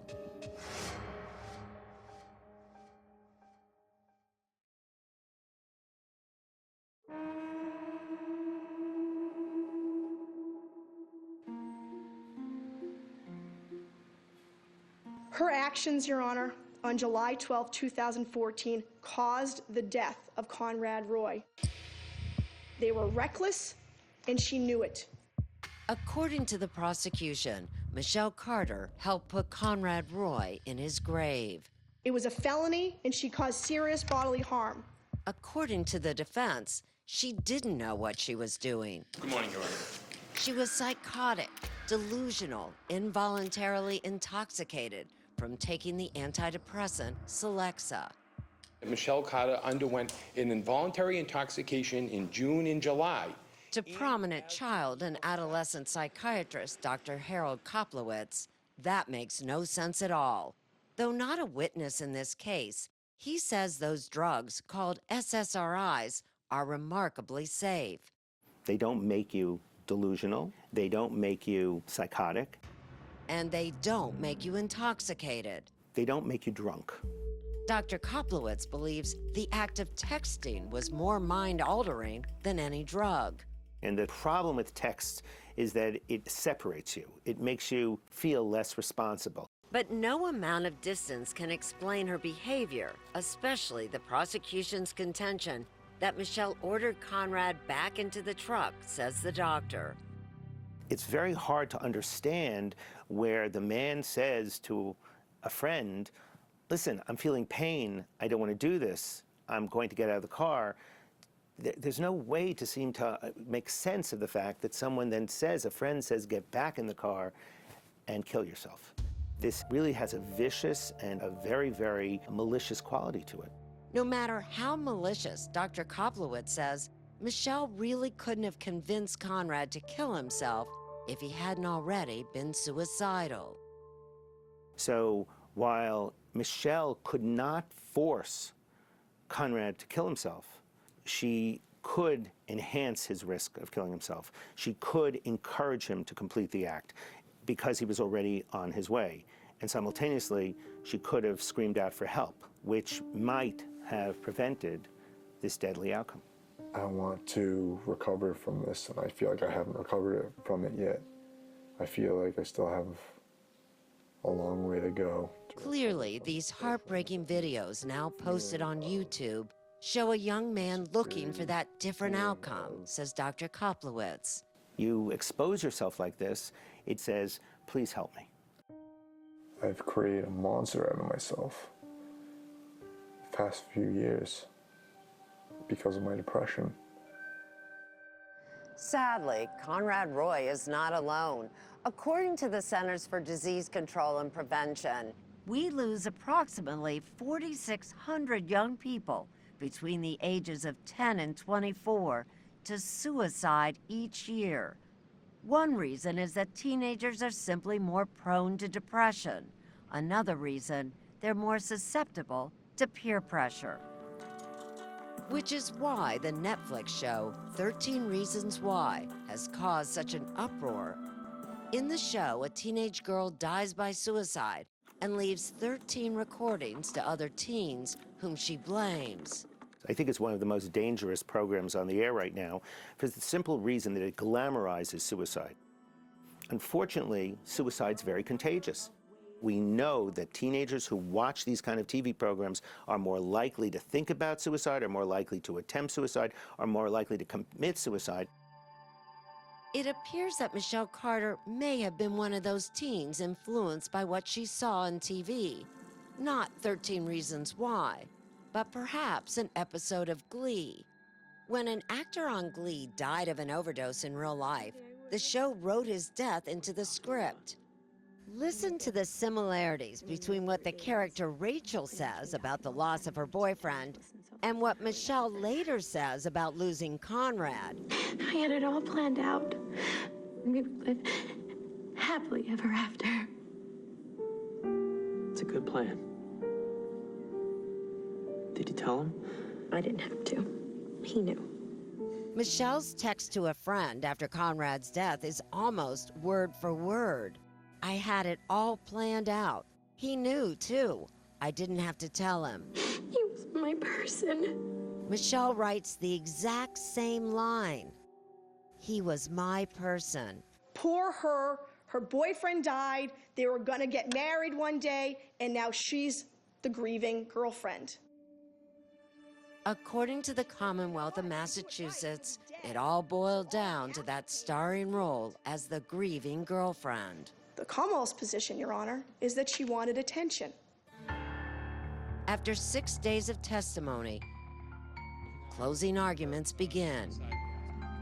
The defense is up first. The evidence actually establishes that Conrad Roy caused his own death.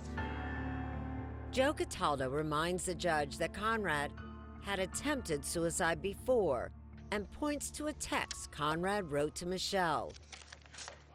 There's nothing anyone can do for me that's gonna make me want to live. It's very bad to hear, but I want to let you know that truthfully. The decision to die was Conrad's, not Michelle's, says Cataldo. He created this situation, Your Honor. Most importantly, Michelle was nowhere near Conrad when he killed himself. There's no evidence that Michelle Carter has any physical actions whatsoever in this case with Conrad Roy's decision. It was all of his physical activity. But prosecutor Katie Rayburn gets the last word. Although she wasn't physically present, she was in his ear, she was in his mind, she was on the phone, and she was telling him to get back in the car, even though she knew he was going to die. She absolutely knew it was wrong, and she absolutely caused the death of this 18-year-old boy. And I ask you to find her guilty.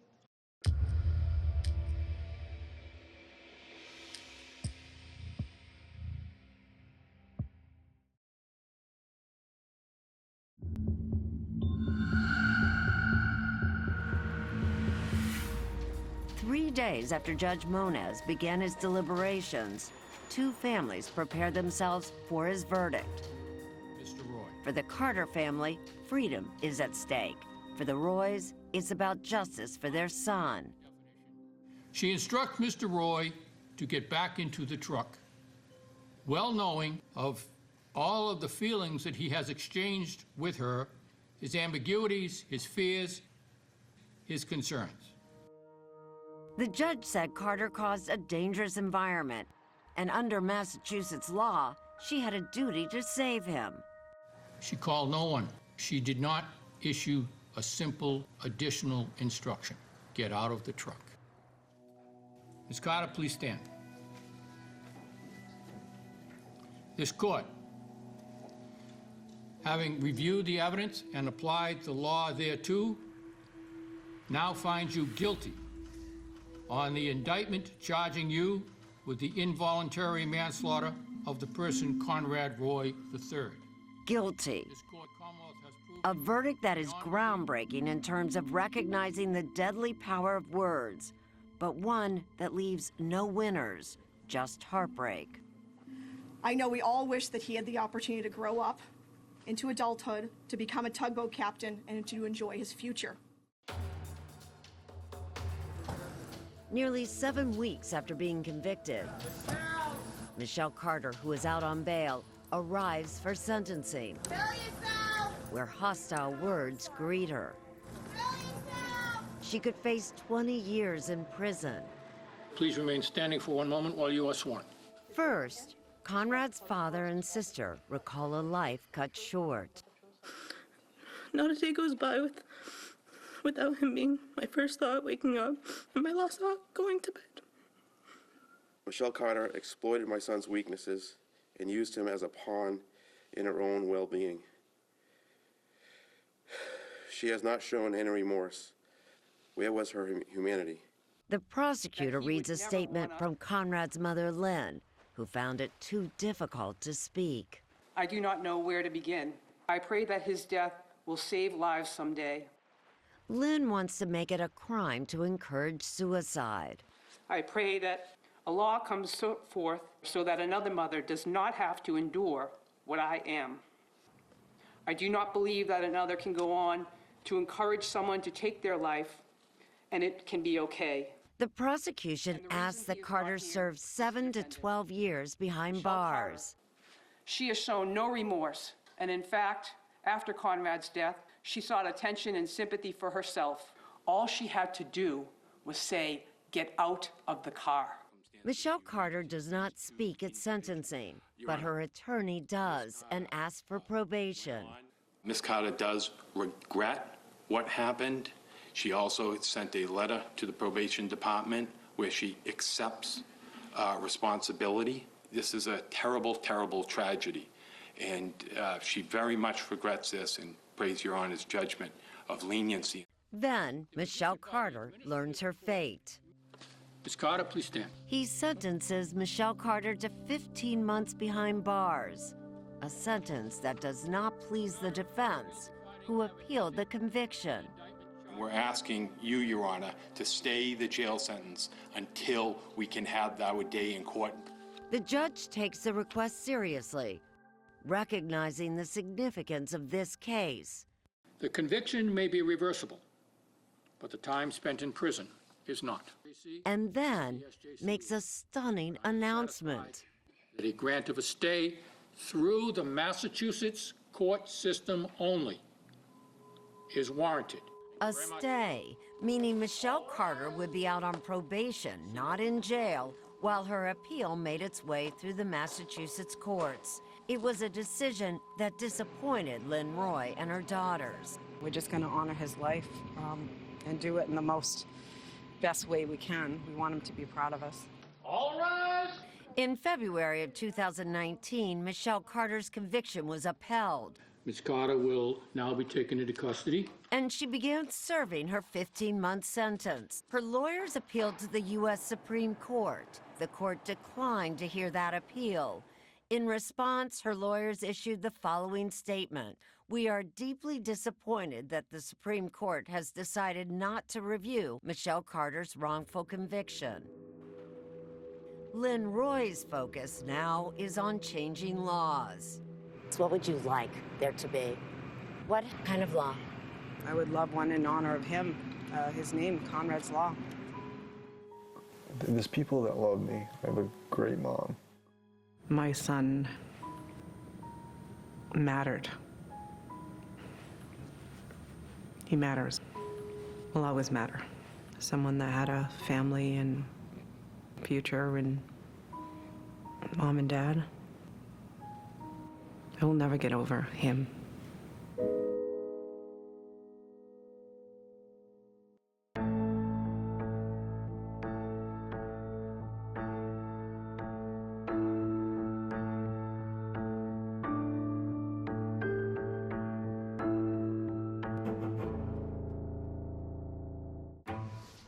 A beautiful ballerina, a troubled marriage, a deadly confrontation. She tells the neighbor, "I shot Doug in self-defense." Was she genuinely afraid or just trying to get her way? Underneath those white feathers, she's an evil woman. She's the Black Swan. 48 Hours, Saturday at 10/9 Central on CBS.